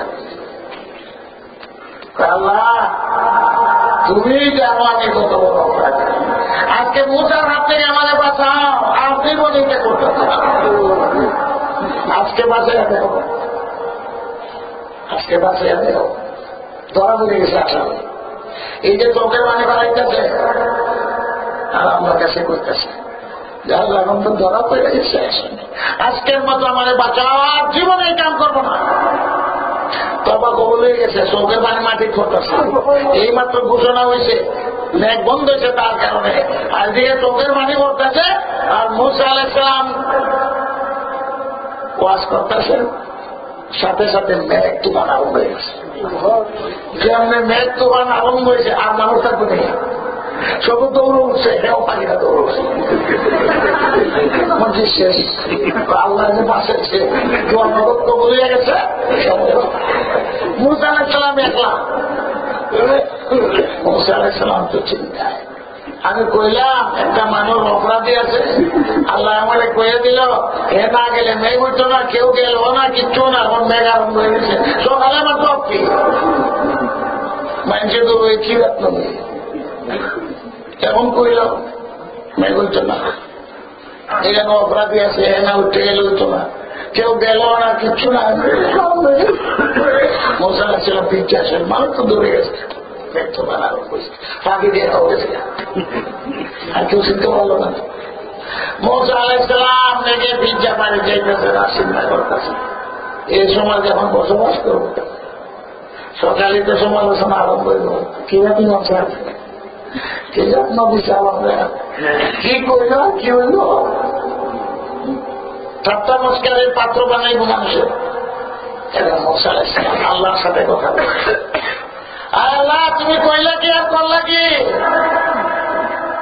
আল্লাহ ঠিকই করছি, যে ব্যক্তির কারণে আমি এক দৃষ্টি বন্ধ করেছিলাম, তার চোখের পানি দিয়ে যখন মাটি ভিজাইয়ে দিছে, ওই তার কারণে আবার তাই করছে, যার কারণে বন্ধ হয়েছে তার লাগিয়ে ভালো জিনিস না খারাপ নাই বন্ধ। يا أيها الذين آمنوا لا يسخر قوم من قوم عسى أن يكونوا خيرا منهم ولا نساء من نساء عسى أن يكن خيرا منهم يا أيها الذين آمنوا সমাজ কেমনে চালাইবা? আল্লাহ গো ইমানদার, কেউ কেউ ঠাট্টা মস্কারি করে, কাউম মিন কাউমিন, আমরার মধ্যে অভ্যাস আছে ঠাট্টা মস্কারি। আল্লাহ তাআলা নিষেধ করে। ঠাট্টা মস্কারি জায়েজও আছে, হারাম আছে। ঠাট্টা মস্কারি করে মনে আঘাত দিবার জন্য হারাম। আরে ঠাট্টা মস্কারি হইল এমনি একটু যেমন মুখরোচক কথা। ছোট বাচ্চা এসে মায়ের মা বালানো গায়ে শুধু ঠাট্টা করতেছে। ছোট বাচ্চা পড়লে ঠাট্টা হইল আবা ও মায়ের, এ বিয়া করছে না শাদি করছে না, বাপ হয়েছে, ও মায়ের বাপ। এত মায়ের বাপ না, এত ছোট বাচ্চা। তো জিজ্ঞেস করে তোমার সরা ডাকো, মাইনি একটা ফাঁকে সে ভালতো। ছোট বাচ্চার লোকে ফুর্তি করা, ফুর্তিও যাই যাচ্ছে নবীর লেগে, আপনার লেগে যায়, কেউ মনে কষ্ট দেওয়া না, বরং ফুর্তি করতেছে তার মন তারা ঠাট্টা করবার লেগে।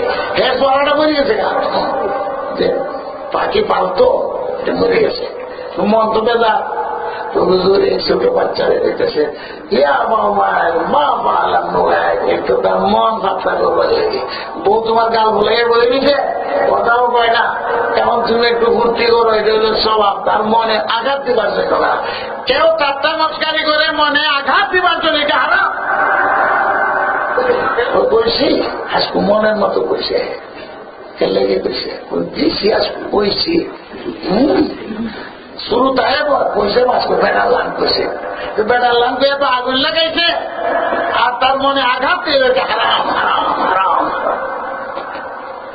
ফুর্তি করো ঠিক আছে, আল্লাহ নিষেধ করে, এমন ঠাট্টা করো না, এমন বিদ্রুপ করো না। তুমি করবা যেটা তোমার জায়েজের ভিতরে আছে। লা ইয়াসখার কাওমুম মিন কাওমিন আসা ইয়াকুনু খায়রাম মিনহুম। যাকে তুমি ঠাট্টা মস্কারি করো, হ্যাঁ তোমার থেকে ভালো হতে পারে। তুমি তো মনে করছো হ্যাঁ হেও করবার লাগে মস্কারি করো, লাগে লাগে না দরবার কাজে লাগে, হ্যাঁ তোমার সাথে ভালো হতে পারে। আল্লাহ তাআলা বলে হুজুর সাল্লাল্লাহু আলাইহি ওয়াসাল্লাম কিরকম ঠাট্টা করতেন। সুন্নাত হাত পায় আমরা তখন দুইটা একটা আগের ওজন বলে ইয়াদ আলিয়া দেয়, ও দুই হাত বলা, দুই হাত তো সবাই দেবে, তারও দেশে ইয়াদ আলিয়া দেয়। একজন অন্ধ মানুষ আছে, তার মনে এমনি দুঃখ, তার চোখ নাই, কিন্তু তুমি যদি ও খানা খানা করে খানা হাত একটু বলছো খানা, এর বাপ খানা কিনা বুঝতে হবে না, তো বউ বলবো খানা করে খাও। এবার এর মনে আঘাত লাগবে না, ল্যাংরা তো ঠিক হোক, কিন্তু তুমি ল্যাংরা করলে তো তার মনে আঘাত, ল্যাংরা ল্যাংরা সে আমারে করলে দুই হাত তুমি বেশি আঘাত করতে হাত পালা, তো খুশি বেশি। রাসূল সাল্লাল্লাহু আলাইহি ওয়াসাল্লাম বলতেন, ফুর্তিও করতেন, মনে আঘাত দিবার লাগে না, মন পাতলা করবার লাগে। আবু হুরায়রা ছোট বিলের বাপ, আবু হুরায়রা খুশি হয়েছে। আলী রাত করে না এমনি মসজিদে ঘুমাই দিয়েছে, হুজুরে গিয়ে বললেন যা আবার তোরা এই মাইটা পাও। আলী বেড়া হয়েছে, আলী আর খুশি হয়েছে, হুজুরে হাত দিয়ে খাইয়া দিছে। কাজে কথার পৌঁছ তুমি মনে আঘাত দেবার নিয়ত করিয়া যে সুলাই তো সুলাই গেছে, সুলাইতে কিটা বলছে ইমানটাও চলে গেছে, আর যদি সুলাই বলছে এটা থেকে শেষ। لا يسخر قوم من قوم عسى أن يكونوا خيرا منهم ولا نساء من نساء عسى أن يكن خيرا منهم। মহিলাদেরকেও সাবধান করেছেন, আরেকজন মহিলা সম্পর্কে তুমি ঠাট্টা মস্কারি করিও না, যারে করতেছ হে তোমার থেকে ভালো হইতে পারে। নজর আছে হুজুরের বিবি পাক পবিত্র তারা নদীর ঘরে, কিন্তু হুজুরের একজন বেগম যার নাম হইল সুফিয়া ইবনে হুয়াই ইবনে আখতাব, খয়বরের যুদ্ধে অতি সুন্দরী রমণী, একজন বড় সর্দারের মেয়ে, কিন্তু বন্দী, যুদ্ধ করেছে, বাপ মারা গেছে। এই সুফিয়া খুবই সুন্দর ইহুদির মেয়ে, বংশ তো ভালো, কিন্তু যুদ্ধবন্দী হওয়ার পরে যুদ্ধবন্দী যারা বান্দি উঠো, মেয়ে লোকগুলো বান্দি, আর ছেলেরা ওই যে গুলাম। আর হুজুর নিষেধ করে দিতেন কোন মহিলারা কাতল করো না, বাচ্চারা কাতল করো না, বুড়ারা কাতল করো না। যুদ্ধের মাথায় কাতল করো তো যুবকদেরকে কাতল করবা, মহিলাদেরকে নিষেধ, ছোট বাচ্চাকে নিষেধ, বুড়ারা নিষেধ। তো বুড়ারা বন্দী হইতো, যুবক যদি বন্দী হইতো তো গোলাম হইত। তো সুফিয়া যুদ্ধবন্দী, কিন্তু খুব সুন্দর। এখন হুজুর বান্ধেরা ব্যাখ্যা দিবেন সুফিয়ারে কারে দেওয়া উচিত। তো দেয়ারে খেলবে সবচেয়ে সুন্দর সাহাবি, তার মাঠে ধরে গেছে। সুফিয়াও সুন্দর, দেয়ারে খেল, কিন্তু সাহাবায়ে কেরাম পরামর্শ দিলেন হুজুর সাল্লাল্লাহু আলাইহি ওয়াসাল্লাম, এই মেয়ে এত সুন্দরীও, 2 নম্বর হইল এটা তো সর্দারের মেয়ে। বাপ তো বড় সর্দার ছিল, অভিমান আছে, আভিজাত্য আছে, ভদ্রতা আছে, যদিও যুদ্ধবন্দী হয়েছে, এটা জীবনের ক্ষেত্রে তত আত্মহত্যা করতে না। আমার বাপ এত বড় সর্দার আছে, আর একজন সাধারণ সাহাবীর ঘরে খুব সুন্দর। হুজুর সর্দারের মেয়ে, এটা আপনার লাগে থাকা উচিত। সাহাবায়ে কেরাম সব পরামর্শ দিলেন, এটা মোর বাপ তো দেবে। আপনার ঘরে যদি থাকে তার বাপ যুদ্ধে মারা গেছে, মনে বুঝাইতে পারবো যে যা বাপ হারাইছে সর্দার, কিন্তু নবী মুস্তাফা সাল্লাল্লাহু আলাইহি ওয়াসাল্লাম বড় সর্দারের ঘরে আমি আইছি, মুসলমান তো হয়েছি। প্রায় পরিবর্তন করে সাহাবাদের পরামর্শ হুজুরের ঘরে যায় সুফিয়া। এই সুফিয়াকে রাস্তা জানার পরে হুজুর সাল্লাল্লাহু আলাইহি ওয়াসাল্লাম আজাদ করে দিল, স্বাধীনতা দিয়ে দিলেন, মুসলমান হয়ে গেল। স্বাধীনতা দিলেন, এরপরে হুজুর বিয়া করলেন, রাস্তায় দেওয়া হয়ে গেছে সুফিয়া, ওর বাবা রাস্তায় হয়ে গেছে। যেটা হালাল করার দরকার, সুফিয়া নদীর ঘরে বান্দিরা হারাম শরীরে পড়ছে। আর সর্দারের মেয়ে সুফিয়াও সন্তুষ্ট যে যা বাপ মারা গেল, বিশ্ব নবী আখেরি নবী সর্দার নবীর ঘরে আমি আমার কত ইজ্জত দেব, বিশ্ব জাহানের সারা দুনিয়া আখেরাতে সর্দারের ঘরে মন খুব খুশি। কিন্তু আরেকটি হযরত আয়েশা সিদ্দিকা রাদিয়াল্লাহু তাআলা না এক কথা ছেড়ে দিছে, কথা সত্য। আমরা দেশের হতিনে কিতার লাগে জানি হযরত আয়েশা কইয়া বলছে, তুমি তো ইহুদির মেয়ে, দেখে বড় না, কারণ সুন্দর, নবীও আদর করেন, সুফিয়ার কোন দোষ নাই, কিন্তু আয়েশাকে লেগে রাগ উঠছে, কইয়া বলছে ইয়া বিনতা ইহুদি, বাপ তো ইহুদি। হযরত সুফিয়ার মনে বড় আঘাত হচ্ছে, এই কথায় আঘাত লাগছে। আঘাতের কথা করবো কার কাছে? জায়গা একটাই, মুহাম্মদ রাসূলুল্লাহ সাল্লাল্লাহু আলাইহি ওয়াসাল্লাম স্বামীর কাছে, খাতুনুন নবীদের কাছে। সঙ্গে সঙ্গে আয়াত নাযিল হয়ে গেছে, ওয়ালা নিসাউম মিন নিসাইন আসা ইয়াকুননা খায়রাম মিনহুন ওয়ালা তালমিজু আনফুসাকুম ওয়ালা তানাবাজু বিল আলকাব বিসাল ইসমুল ফুসুক বাদাল ঈমান ومن لم يتب فأولئك هم الظالمون ولا نساء من نساء। কোন মানুষের জন্য জায়েজ নাই ঠাট্টা মশকারি করা, কোন মহিলার জন্য জায়েজ নাই ঠাট্টা মশকারি করে কওয়া। আয়েশা কোন সেন্সে বলছেন এটা আল্লাহ তাআলা জানে, কিন্তু আয়াত নাযিল হয়ে গেছে। হুজুর যখন ঘর আইছে, সুফিয়া বলে কাঁদতে কাঁদতে বলেন, আয় আল্লাহর রাসূল, আজকে আমার আয়েশা এই কথা খুঁটা দিলাম, খুঁটা দুজন নেই, খুঁটা দিলে আশা কথাই কইছেন, আশা মিশা কথা দিচ্ছেন না। মনে মনে আঘাত লাগছে যে আমার এই পুরান কথা কেন লাগে ইয়াদ করা দিত, আমি তো এখন ইহুদি না, আমি তো রাসূলুল্লাহ সাল্লাল্লাহু আলাইহি ওয়াসাল্লামের বেগম। হুজুরের কাছে না দিয়ে হুজুরের মন ভাবনা করবার লাগে তুমিও ব্যাগ কর সুবিধা বলে তোমাকে হ্যাঁ আমি যদি বিনতে ইহুদি হই ইহুদিরা পয়গম্বরের গোষ্ঠী আর তুমি বিনতে মুশরিক আবু বকর সিদ্দিক কোন সময় মুশরিক ছিলেন তুমি তো মুশরিকের মেয়ে তুমি কি বুঝালা ছবি এত তর্ক বাঁধিস না তুমি শিখিয়ে দিচ্ছেন আর একদিন যদি বলা তুমি তো তুমি বিনতে মুশরিক মুশরিক থেকে ইহুদি তারা তো নসলবালা তারা দুই পয়গম্বরের গোষ্ঠী মুসা আলাইহিস সালামের গোষ্ঠী ইসরায়েলি তুমি কি বুঝালা অর্ধেক মন ফাটলো হয়ে গেছে না হয়ে গেছে না মন স্বামী পক্ষে তো স্বামী তো পক্ষে তুমি কিন্তু আয়াত না দিলে গেছে কোরআনে ওয়ালা নিসাউম মিন নিসাইন আসা ইয়াকুননা খায়রাম মিনহুন কোন মহিলার জন্য যাই নাই কোন মহিলাকে ঠাট্টা মস্কারি করে এরকম কথা বলা এখানে নাম কেউই নাই শব্দ ওই কথা নাই হইতে পারে যাকে তুমি ঠাট্টা করো সে তোমার চেয়ে ভালো হইবে আশা কারণ আশা ইয়াকুননা খায়রাম মিনহুন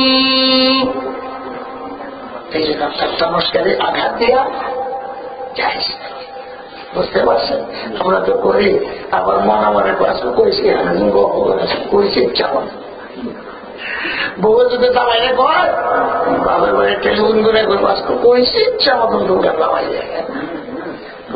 যায় কেউ মনে আঘাত দেওয়া যায় না হুজুর সাল্লাল্লাহু আলাইহি সাল্লাম বলেন মুসলমানের পরিচয় কি মান সালিমাল মুসলিমুনা মিন লিসানিহি ওয়া ইয়াদিহি হাত দিয়েও কেউ কষ্ট পায় না মুখেও কেউ কষ্ট পায় না তাহলে কই মুসলমান তোমার হাত দিয়ে যদি আরেকজনে কষ্ট পায় তোমার জিহ্বার কারণে যদি আরেকজনে কষ্ট পায় তুমি কিসের মুসলমান বেশি অংশ মানুষ জাহান্নামে যাবে জিহ্বার কারণে জিহ্বারে কন্ট্রোল করো যে পুরুষ যে মহিলা নিজের জিহ্বাকে কন্ট্রোল করতে পারবে লজ্জাস্থানকে কন্ট্রোল করতে পারবে হুজুর সাল্লাল্লাহু আলাইহি ওয়াসাল্লাম বলে আমি তার জন্য বেহেশতে যাবেন ওয়ালা তালমিজু আনফুসাকুম নিজেদেরকে সবরে মিল্লা আমরা একটা মা আল্লাহ পাক রব্বুল আলামিন বলে একজনকে আরেকজন দোষী বানাইবার চেষ্টা করি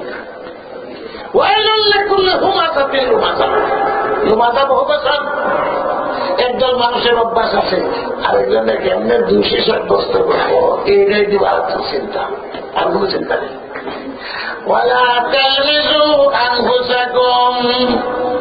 নিজেদের মধ্যে আর বাকি যারা সমাজে যারা আছে এই চেষ্টাটাই করবো না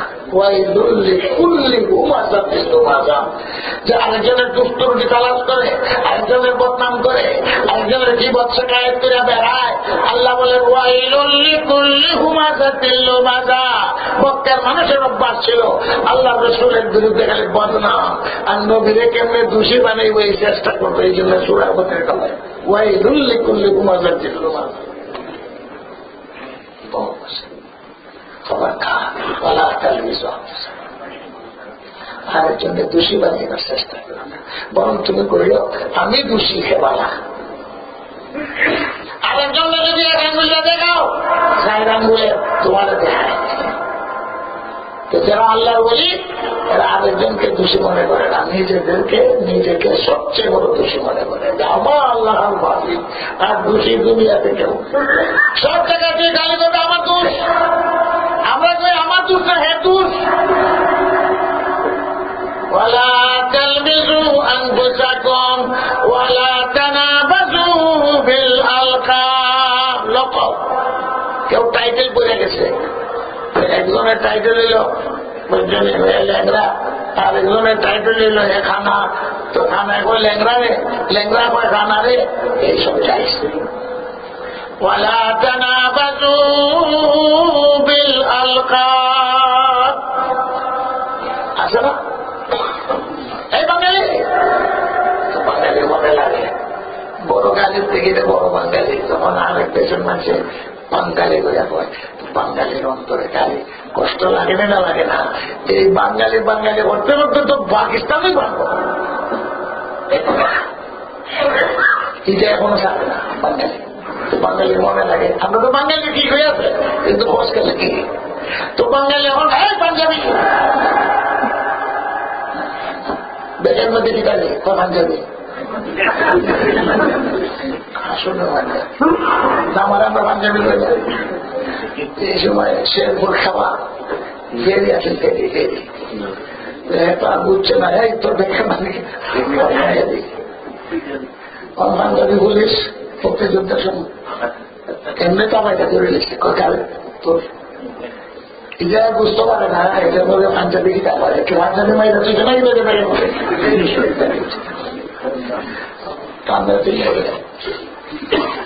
এত কিছু বুঝবো না। হাসান কাবো জানতে আপনি পাঞ্জাবি ঠিকই পাঞ্জাবি, কিন্তু পাঞ্জাবি তো বুঝছে আমার হাতের তোরা সবাই দিচ্ছে বেগুক চেক করে একবারে সিলেট কম্পিউটারে নিচ্ছে মিনা বড় অফিসারের কাছে ধরছে বেগুকের পাঞ্জাবি দিয়েছে।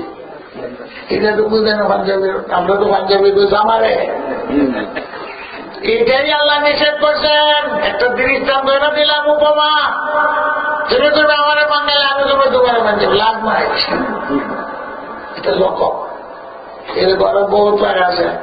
একবার নাম আছে নাক্কু আছে, নাক্কু আছে, এটা বলে মানছে নাক্কু আছে মানে মুখর নাক লাগতো, সামনে কুকুর দেখা হয় তোমার যে বলেছে যে ওই নাক্কু আছে বাড়িতে সামনে কুকুর না ওর মাছ লাগতো কথা লাগে। এগুলা দায়িত্ব নাই, যার মন্ত্র সার মর্ম কি হইল, যেসব কথায় মনে কষ্ট হয় আঘাত লাগে সব ولا تنابزوا بالألقاب بئس الاسم الفسوق بعد الإيمان।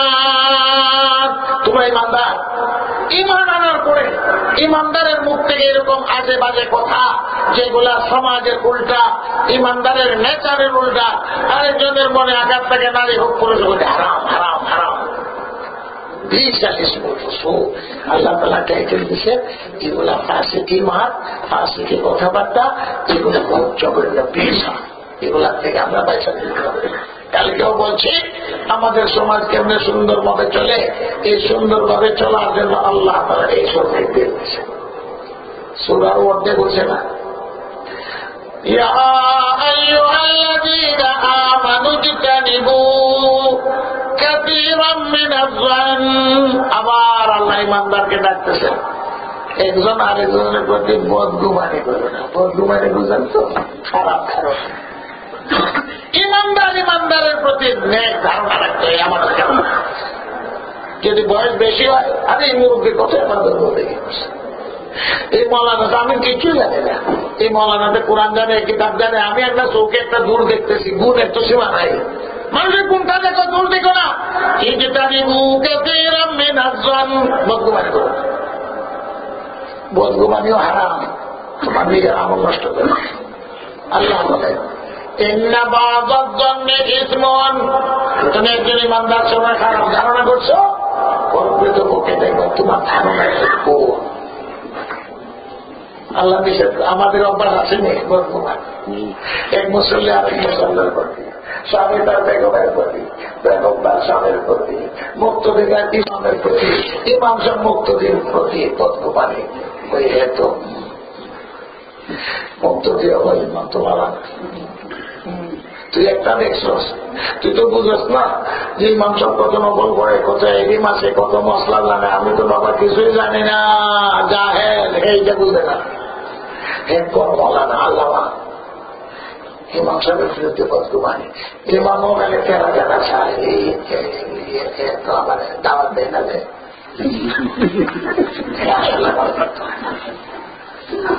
দাওয়াত দিলে খুশি খেলে দাওয়াত দেয় না, কে লাগে এর বউ বেমার লেগে দাওয়াত দেয় না, এটা বুঝে না ইমাম সাহেব।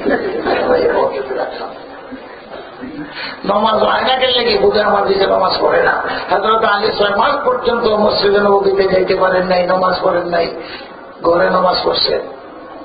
সমালোচনা হইতেই সময় আলীকে রাখেন, আবু বকর সিদ্দিক সব সামলাই রাখছে। আলী সম্পর্কে তোমার কথা কয়ে না, নমাজ আইলে আইলো, না আইলে না আইলো, ফাতেমা ঘরে, ফাতেমার সেবা শুশ্রার জন্য হযরত আলী রাদিয়াল্লাহু 6 মাস পর্যন্ত মসজিদে আসেন। কিন্তু সমালোচনা এটা মসজিদ আলী আবু বকর সিদ্দিক খলিফা সমালোচনা, কিন্তু আবু বকর সিদ্দিক তো এইটা থামায়া রাখছেন। বদগুমানি হারাম হারাম হারাম। আল্লাহ বলে তুমি বদগুমানি করো, তোমারটা ভুল হতে পারে। একটা ঘটনা আপনাদেরকে বলি, ফুরাত নদীর তীরে জুনায়েদ মুক্তাদি গেছেন। বক্তা দিজলাম ভালো না, আলীর একটা জুনায়েদ মুক্তাদি ওই দিজলার পাড়ে নিজে বেড়াইতে গেছে আসরের ফলে। মনটাই চাইছে থাকতেন শহরের বাইরে, জুনায়েদ মুক্তাদি শহরের বাইরে। হঠাৎ করে দেখেন এক যুবক একজন মহিলাকে নদীর পাড়ে কোলে নিয়ে বই গেছে। নদীর পাড়ে এরকম লন্ডন গেলেও দেখা যায়, আমেরিকা গেলেও দেখা যায়, চেয়ার আছে নদীর পাড়ে, চেয়ারা বয়ে গেছে। এখন চেয়ার বয়ে বেদি গুলো বয়ে গেছে। দেখে তো জুনায়েদ মিজাজটা খারাপ হয়েছে। এই যুবকটা কত বড় দেখেন না, একজন মহিলার পাকাইছি বলে কুলো দিয়ে বয়ে গেছে। ইতিমধ্যে একটা নৌকা ডুবে গেছে। হঠাৎ করে বাতাস এসে নৌকাটা ডুবে গেছে। নৌকার মানুষ ছিল, এই যুবকে ওই মহিলাকে রেখেই পানির মধ্যে ঝাঁপ দিছে। এক একজন মানুষকে ঝাঁপ দিয়া পানির তল থেকে উঠে যাচ্ছে। জুনায়েদ মুক্তাদির এটা কে করে? একজন মানুষ বলছে, আমরা তো বক্তাদের বড় কুতুব, আমি মানুষটাকে উদ্ধার করে আনেন। আমি তো জুনায়েদ বলে নিজের দেখো, এই তোমার মধ্যে পানিতে ঝাঁপ দিব, ইয়া নকশি নিজের যান বাঁচব না, মানুষ উদ্ধার করবো। কিন্তু মনে মনে চিন্তা করে গেলেন এই লোকটাকে।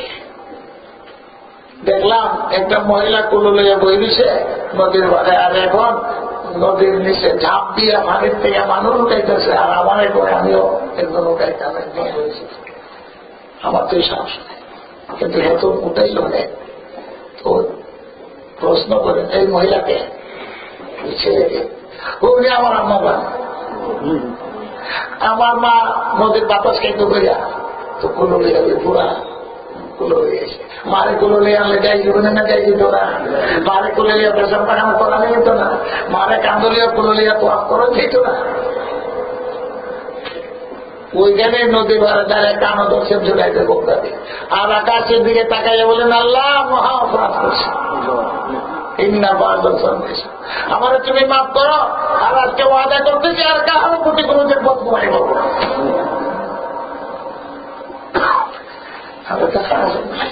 নিজের লাভ হইল না ক্ষতি হইল? কলে যা প্রতি বদগুমানি করবো হ্যাঁ কোনো ক্ষতি হইব। তুমি আমার বিরুদ্ধে যত বদগুমানি করো, আমার কি ক্ষতি বোধ? ক্ষতি হলে তোমার হইব। আমি তোমার প্রতি বদগুমানি করলে তোমার কোনো ক্ষতি হইব না, আমার হইব। যে বদগুমানি করবো তার আল্লাহ নিষেধ করছে। তো আমার বইয়ে ঝগড়া লেগে যায় বদগুমানি কারণে। দেশও গেছে বেটি কান থেকে তন্ত্র মন্ত্র করতেছে, কোন কান্দনে করে চালায় চালা কিন্তু দেশ বিয়া করে দিচ্ছে। এই যে লাগাইলে উঠবা কোথায় নাকি পাল্লা যাওয়া আছে না করেন কি গো তোমার জামাই করে গেল যাই না কাম করে দিল দিলে আরো খেতে বর্তমান হারাম। স্বামী থেকে বেড়ায় পেটের প্রতি বর্তমান হারাম হারাম হারাম হারাম।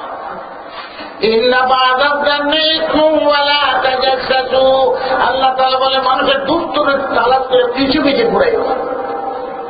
মাসি আছে না? মাসি ছিলেন না, চিনার অভ্যাস কি?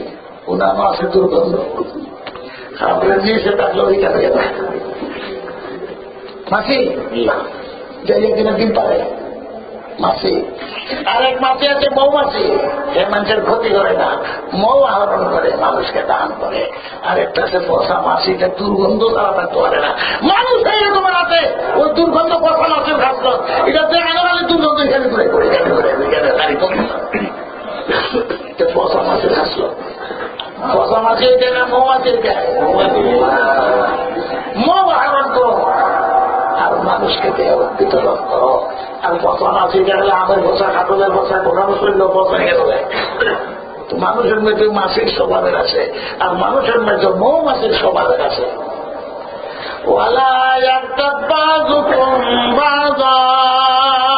একজন আরেকজনের গীবত করিল না, আল্লাহ নিষেধ করে। গীবত বুঝেননি?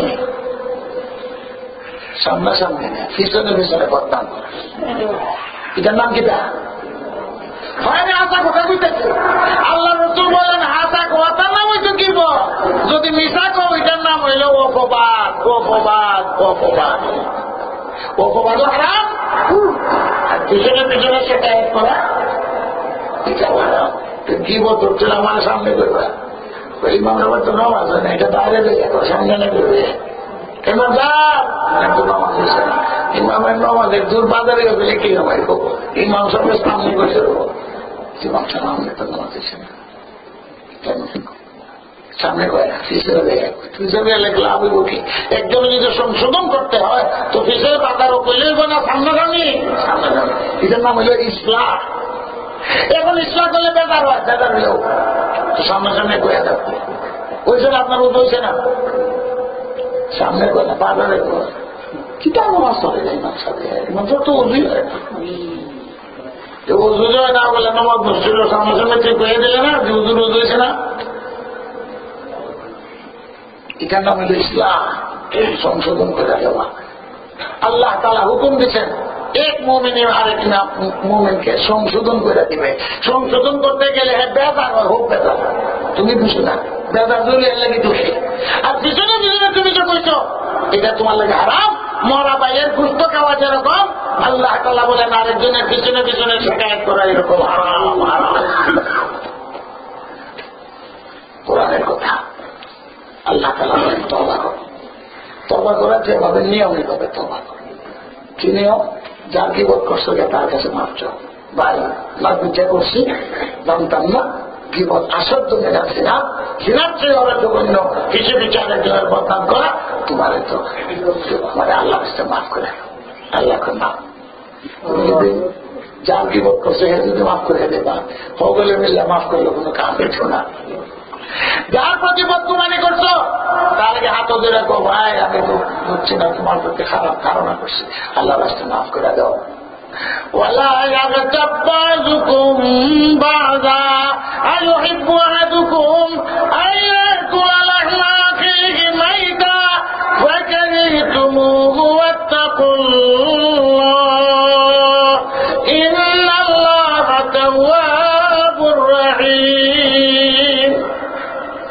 আল্লাহ তাআলা বলেন মরা ভাই দুষ্ট প্র্যাকটিক্যালি আল্লাহ রাসূল সাল্লাল্লাহু আলাইহি ওয়াসাল্লামের দরবারে একজনে গীবত করছে। গীবত করছেন তো সামনাসামনি না কইয়া পিছে পিছে বদনাম করছে, সত্য কথাই হোক। হুজুরের সামনে গীবত করছে তো হুজুর সাথে সাথে বলেন মুখ সার কুলিবালা কুলিবালা। নবীর সামনে তো দেখা যায় গুস্ত মরা গুস্ত বদবু মুখ থেকে বাইরেছে। কোরআন যে সত্য বাস্তবে আল্লাহ রাসূল চোখে চোখে দেখা দিয়েছে, আমরা তো চোখে দেখি না। গীবত করার সাথে সাথে মরা ভাইয়ের গুস্ত তোমার তুমি খাইলা, ভাই মরে গেছে এইটারে গুস্ত কামড়াইয়া খাইলা। কোরআনে বলে বাবা খাইতে পারবে না, মরা ভাই গুস্ত খাইতে পারবে না তো আরেক ভাইয়ের গীবত কেন করো? ভালো থাকো, মানুষ মরে গেলেও গীবত খারাপ। আল্লাহ রাসূল বলে একজন মারা গেছে তার মন্দটা করিও না, ভালো থাকো। উজকুরু মাআসিরা আমওয়াতিকুম। এক ব্যক্তি, আমি এটার মধ্যে শেষ করতেছি, মহিলা মারা গেছে। মহিলা মারা গেছে, ভালো মহিলা। যুগটা কার? ঘটনা কার? মদিনা শরীফ, হুজুরের দেশ, ইমাম মালিক রাহমাতুল্লাহ আলাইহির মুফতি। সেই সময় ঘটনা মারা গেলে পরে মহিলা গোসল কেমন লাগবো, জানাজা হইব। তো একজন ভালো মহিলা পরেশগারের গোসল দেবার জন্য তো ভালো মহিলা হয়ে এই যুগ কত সুন্দর মদিনা শরীফের অবস্থা। তো মহিলা গোসল দিতে গেছে। মহিলারা মহিলা গোসল দিব না, পুরুষে দিব। পুরুষের গোসল মহিলা দিব না, মহিলায় পুরুষে দিব। তো মহিলা গোসল দিতে গেছে, সুন্নত তরিকা সব ঠিক আছে। যিনি মারা গেছেন উনিও পরহেজগার, যিনি গোসল দিতে গেছে উনিও তো পরহেজগার। গোসল দিতে হলে কাপড় নিচে ভালো করে মালিশ করতে হইব না, সাবান লাগাও, মাইকিয়া পরিষ্কার করে দেওয়া। এখন নিয়ম আছে হাতের মধ্যে মোজা লাগাও, যেহেতু পায়খানা রাস্তার মধ্যে যেতেব, সামনের রাস্তা দিয়ে যেতেব, হাত তো সরাসরি তো যেতে পারতো না, আপনারা দেখে থাকো সব, তো হাতের মধ্যে মোজা লাগাও। অভিজ্ঞতা ছাগল গোসল দিতেছে মহিলাকে, যখন কাপড়ের নিচে হাত দিছে মাছটাছে, তো মুখ দিয়ে কথা বাইরে গেছে, বড় চোখের নাম মরা বেটিও পরেজগার, তার মুক্ত অঙ্গের কাছে যখন হাত নিছে, হাতে মৌজা আছে ঠিক, ধুলা পরিষ্কার করতেছে, শরীয়তের বিধান, মহিলাকে কিন্তু এক কথা করে বসে, আল্লাহ গো না জানি এই অঙ্গ দিয়ে এখন মাফ করছো, নাউযুবিল্লাহ, কথাটা মুদ্রা সাইডে দিছে, সাথে সাথে হাত মুর্দা মহিলার গুপ্ত অঙ্গ বলি একটা মহিলা কেলে কি কথা কইতো বিপদ করছে, কারেন্টে যেতে নগদ শাস্তি। আচ্ছা এমন অবস্থা কি দাঁড়াইব, মহিলার গুপ্ত অঙ্গে হাত লাগিয়ে গেছে, ছটার বটার ছুটা ছুটে আরম্ভ হয়েছে, আর বাসাই করে মানুষ তো আরম্ভ হয়েছে, কি করবে না কেমন তো চিৎকার আরম্ভ হয়েছে, মরার সাথে চিন্তার হাত লেগে গেছে, নগদ শাস্তি, বদগুমানি করতানি। এখন কি করে মানুষ দৌড়াতে আলিমুলা মারা জমছে, কেমন সে অবস্থা।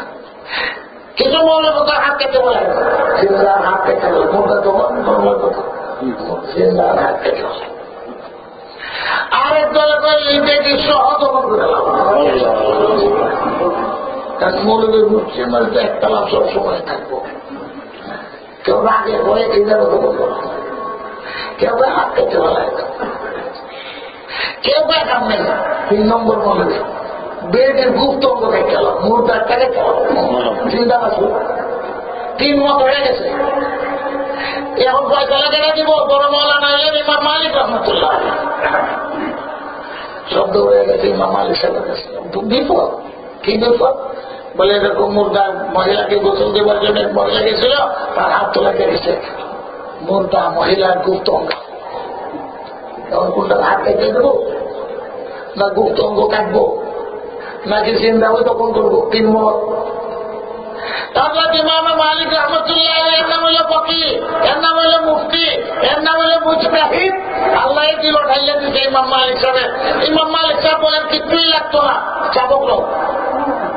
চাবক লইয়া যে মহিলায় গোসল দিচ্ছে তার পিঠের মধ্যে 80টা দেখতে চাবক শাস্তি, হাত থেকে সব যেটা অপবাদ্য দিল এটা শাস্তি দাও, 80টা বেচার ইমাম মালিক ফতোয়া দিলেন। তো জিন্দার যেরকম কি বদগুমানি না যায়, মরার লাগে যাইছি বুঝলাম তো মরে গেছো বেরি, মরার লাগে আরো বেশি আরাম। আজকে মরা বুঝে বোধ করে হায় হায় হায় মরে গেছে তারও বদগুমানি করে। আল্লাহ রাসূল বলেন না, চিন্তারও করো না, মরারও করো না, ঠিক 80টা চাবক লাগাই বেশি হাতে গেছে। আল্লাহ মাফ করো, আমাদের সবকের জন্য মধ্যমে এরকম ঘটনা ঘটে। আল্লাহ তাআলা হিদায়াত করুন। সূরা কিন্তু শেষ হয়েছে না, আরো 2 দিন হইব 10 কোরআন শরীফের 10 কোরআন শরীফের সবক। আপনারা কতটা সবক পাইলেন আবার যাই ইয়াদ করবেন, আমরা কতটা নির্দেশ আল্লাহ তাআলা আমাদেরকে দিচ্ছে। এইভাবে যদি আমরা সমাজে থাকতে পারি ইসলাম হবে, আমাদের সমাজ শান্তিতে থাকবে। আল্লাহ তাআলা দেশে বিদেশে তোমারে আমারে কোরআন মতো যেন চলতে পারি, আল্লাহ তৌফিক দান করুন। এই জন্য কোরআন নামাজের টাইম দেওয়া হচ্ছে, টাইম মতো তো পাস হয়ে যাবে ইনশাআল্লাহ। কোরআন হইল নূর। আপনারা কোরআন শুনছেন, কালকেও আসতেও আরো 2 দিন শুনবেন, সূরা শেষ হইব। এরপরে যে রুকু রয়েছে এটা কালকে পরশু 2 দিনে ইনশাআল্লাহ তো সূরা শেষ হইব। একটা ঘটনা করি, আমরা কোরআন পড়ি না, কোরআন শুনি না, কোরআন বুঝি না, কোরআন দেখি না, কোরআন ওয়ালাও হতে চাই না। সালমানে ফার্সির বয়স 250 বছর, মুসলমান হয়েছে, এর বড় হাফিজে কোরআন আছে। 250 বছর বয়সে সলমানে ফার্সি কোরআন ইয়াদ করছেন, খালি ওর বয়স হয়ে গেছে। 12 বছর আগে যে কোরআন যে সূরা 12 বছর মানে 12 আসলে আরো হবে, বছর একটা করে সূরা ইয়াদ করলে আপনার বয়স হিসাব করে কত সূরা আপনার হবে। আমাদের ইমানের দরকার, কোরআন যে সুপারিশ করব, কোরআন যে আমাদেরকে মুক্তি দিব, আজকে কোরআন সুপারিশ করে আল্লাহ দরবার থেকে আমাদেরকে ছুটে দিব। হুজুর সাল্লাল্লাহু আলাইহি ওয়াসাল্লাম বলেন কোরআন সুপারিশ করনে ওয়ালা, কোরআনের খেদমত করণ লাগবো, কোরআনের সম্মান করণ লাগবো, কোরআনওয়ালা নিজের ছেলে মেয়েদেরকে পানাবে লাগবে। মসজিদ হল ইসলাম চিন্তা করবার জায়গা, আর মাদ্রাসা হইল ইসলাম শিক্ষা করার জায়গা। মসজিদও শিখবা না, শিখবা মাদ্রাসা, আর এখান থেকে এখানে শিখ করবা মসজিদ। নমাজ তো মাদ্রাসা শিখতে হইব, মেসাবের কাছে শিখতে হইব, এটি মাদ্রাসা। মেসা মহিলা হোক আর পুরুষ একজন হোক আর 10 জনই হোক শিখতে হইব না, কিন্তু আগে শিখতে হইব তাদের কাছে। এখন ঘরে শিখলে ঘর মাদ্রাসা, বিল্ডিং এর মধ্যে করলে বড় মাদ্রাসা, ছোট মাদ্রাসা। দিন শিক্ষা করার জায়গা উস্তাদের কাছে মাদ্রাসা, আর দিন চিন্তা করবার জায়গা মসজিদ। মসজিদে ঢুকলে এরকম ছিল না। প্রথম যে বছর আই 2 রমজান এই মসজিদে আমার ইতিহাসে থাকবো না, প্রথম ওই কৃষিতে আসলে শুধু আব্দুল মান্নান সাহেব ইমাম কোথায় কত বছর হয়েছে, আব্দুল মতিন সাহেব করতে পারবো 91 যায়, আর আজকে যায় 2010। এই সময় ছোট মসজিদ আছে। আজকে আল্লাহ রাব্বুল আলামিন এত সুন্দর মসজিদ দিচ্ছে, আলহামদুলিল্লাহ বলেন। এই সুন্দর মসজিদ আপনাদেরকে আল্লাহ তাআলা দান করেছে, একদিনে হচ্ছে না, বহুদিনে চেষ্টা করার পরে, বহুতের মেহনতের পরে, বহুতের সাহায্যের পরে, আল্লাহ তাআলা মেহনত করার পরে এই মসজিদ এত সুন্দর করে দিচ্ছে। যারা এই মেঘরোটিয়া বর্তমানে আসতে চায় মসজিদে, যারা মেহনত করেছেন, চাঁদা উঠাইছেন, কেউ মারা গেছেন, কেউ জিন্দা আছেন, আল্লাহর দরবারে সবার জন্য দোয়া, আল্লাহ তাআলা যেন তাদের খবরকে ভেস্তে পারেন। আসেন শিক্ষা দেখালো মাদ্রাসা, এক পাত্রী গেছে, পাত্রী দিল্লি, পাত্রী দিল্লি গেছে ইংল্যান্ড থেকে, তাদের পর্দায় হয়ে গেছে দিল্লি হিন্দুস্তান। পাত্রী পাঠানো হয়েছে মুসলমানদেরকে বিভ্রান্ত করার জন্য। পাত্রী মসজিদে ঢুকছে, 70 জনের চুম্মার পরে পাত্রীর বগলে বাইরে কেন গায়ে বসলে এরা ক্ষমতা ছাগল তো ফুটার বলে মনে। ইস্ট ইন্ডিয়া কোম্পানি তখন বেরিয়েছে, শাহ আব্দুল আজিজের যুগ, হিন্দুস্তান দারুল হারাম ফতোয়া দিতেন, হিন্দুস্তানকে মুক্ত করো। ইস্ট ইন্ডিয়া কোম্পানির হাত থেকে ওনার ফতোয়া চলছে, এই দেশের যুদ্ধ করিয়ে মুক্ত করো ইস্ট ইন্ডিয়া কোম্পানির হাত থেকে। মুসলমানদেরকে বিভ্রান্ত করার জন্য পাদ্রিও আমদানি করছে। পাদ্রি বাইবেল মসজিদে লয়ে গিয়ে ঢুকছে, মুসলমানের দল, তোমরা কি শক্তি আছে না? কোরআন আগুনে যা করতে করতে পারে, যদি কোরআন আগুনে যা করতে করতে পারো, আগুনে কোরআন না জ্বালায় তাহলে আমিও মুসলমান দেব। আর যদি জ্বললে না, তোকে তো বোঝা গেল ইসলাম ঠিক না, তোমরা কোরআন ঠিক না। আমার কাছে বাইবেল আছে, আমি আপনাদের পরীক্ষা করবো, আমার বাইবেল আগুনে জ্বালাবে না। মুসলমান তো অত বন্ধ হয়ে গেছে, কোরআন আগুনে দিয়ে পরীক্ষা করবো, হে বাইবেল আগুনে দিয়ে পরীক্ষা, বাইবেল করতো আসলে ব্যাপার হইল পাত্রী শয়তান এই বাইবেলের মধ্যে মেডিসিন লাগাই যাচ্ছে। মেডিসিন মেডিসিন লাগাইলে আগুনে ধরবে না, তো মেডিসিন লাগাই এনেছে, কাছে তার ইমান হইল মেডিসিনের উপরে, এটা আগুনে ধরতো না, আমার বাইবেল চলতো না। পরীক্ষা করে দেখো, আর তোমরা যে বিশ্বাস করা না আগুনে ধরবো। মুসলমানরা কি করবে, দৌড়িয়ে গেছে শাহ আব্দুল আজিজ রহমতুল্লাহ আলাইহির কাছে দিল্লি। মাদ্রাসার হুজুর বড় ফাতমা আইছে, পাদ্রী আইছে, এবার বাইবেল আগুনে ধরতো না, এখন কোরআন জ্বালাইয়া প্রমাণ করো, আগুনে দিয়া যদি কোরআন জ্বলে যায় তাহলে ইসলাম মিথ্যা, কোরআন মিথ্যা, না জ্বললে তো ঠিকই আছে। তখন আমরা কিটা করতাম, কোরআন আগুনে দিয়া পরীক্ষা করতাম। এত বাইবেল জ্বলতো না করে, তো বাইবেল না জ্বললে তো বাইবেল কি আসলে তো ওষুধ লাগে কিতাব পড়ালে ছইয়া দৌড় দিতে এই ভাবলের লোকে তো সরকার করোনার দরকার মাটির বেশি বসে আর লোকজন পাইছে দূরে পুনাই বেলা দূরে আছে পাতে যাও কি হবো বলে তুমি কি মুসলমানের নেতা বলে নেতা সেটা যাই তুমি কি দেখো বলে দেখো কোরআন আগুনে দিয়ে পরীক্ষা করো কোরআন চলে কিনা আমি বাইবেল আগুনে দিব আমার বাইবেল আগুনে ধরবে না আগুনে চলবে না বাইবেল সত্য কোরআন যদি সত্য হয় তা আগুনে ধরবে না আর আগুনে যদি জেলা যাকে বলে গেল কোরআন দেখতে শাহ বলেন কিতাব ছিল না বাইবেল আগুনে পবিত্র কিতাব কোরআনও পবিত্র আমরা মনে করি তোমার বাইবেল তো পবিত্র এখানে আগুনে দিয়ে কিতাব পরীক্ষা তোমারে দিব আগুন আর আমারে দিব আগুন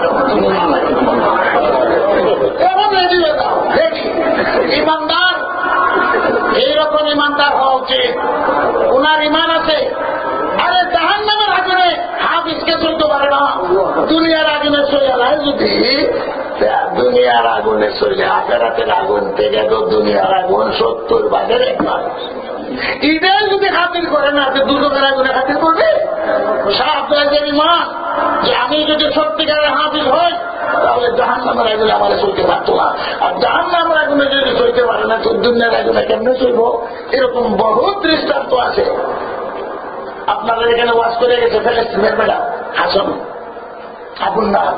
আবুন্নার খেললে কি তার পূর্বপুরুষ আবুন্নার আগুনের পাপ ফিলিস্তিন পূর্বপুরুষ আগুন ছাপ দিয়ে ইমানের পরীক্ষা দিতে আগুনে চলছে না এর লাগে এরা বংশের মধ্যে লেখা আগুনের পাপ বংশ বুনিয়া পূর্বপুরুষ কোন দাদারা বলে আগুনে ঝাঁপ দিয়ে ইমানের পরীক্ষা দিতে আগুনে জ্বালায় নাই এই ইমানদারকে দুনিয়ার আগুনে জ্বালাইবে কেমনি দুনিয়ার আগুনে যদি চলে যায় তো পরকালের আগুন থেকে বাঁচবে কেমনি এটা তো প্রত্যক্ষ করতে বেশি যে আমরা বলছেন রেডি আইতাছে খাতা তো রেডি এগুলি ভালো এটা আগুনে এখন আইতাছে 200 বছর গেছে এখান থেকে পুরা মুম্বাই আর মুম্বাই থেকে জাহাজে চলে আইসে ওরে বাপরে বাপ হিন্দুস্তানের মুসলমান মেটানি যাইব আগুন করে দিতে আমার বেড়া আমার সেই কোরআন শিক্ষা দেওয়া হয় ছেলে মেয়েদেরকে কোরআন যার মধ্যে থাকবে তাকে জাহান্নামের আগুনে যাইতে পারে না কোরআন ইসলাম মুমিন মুসলমান ভাই 2 দিন শুনছে আরো 2 দিন কোরআন শুনবেন আমি কোরআন কিন্তু আজকের মাহফিলে অনেকেই নতুন নতুন ইমার্জেন্সি গেছে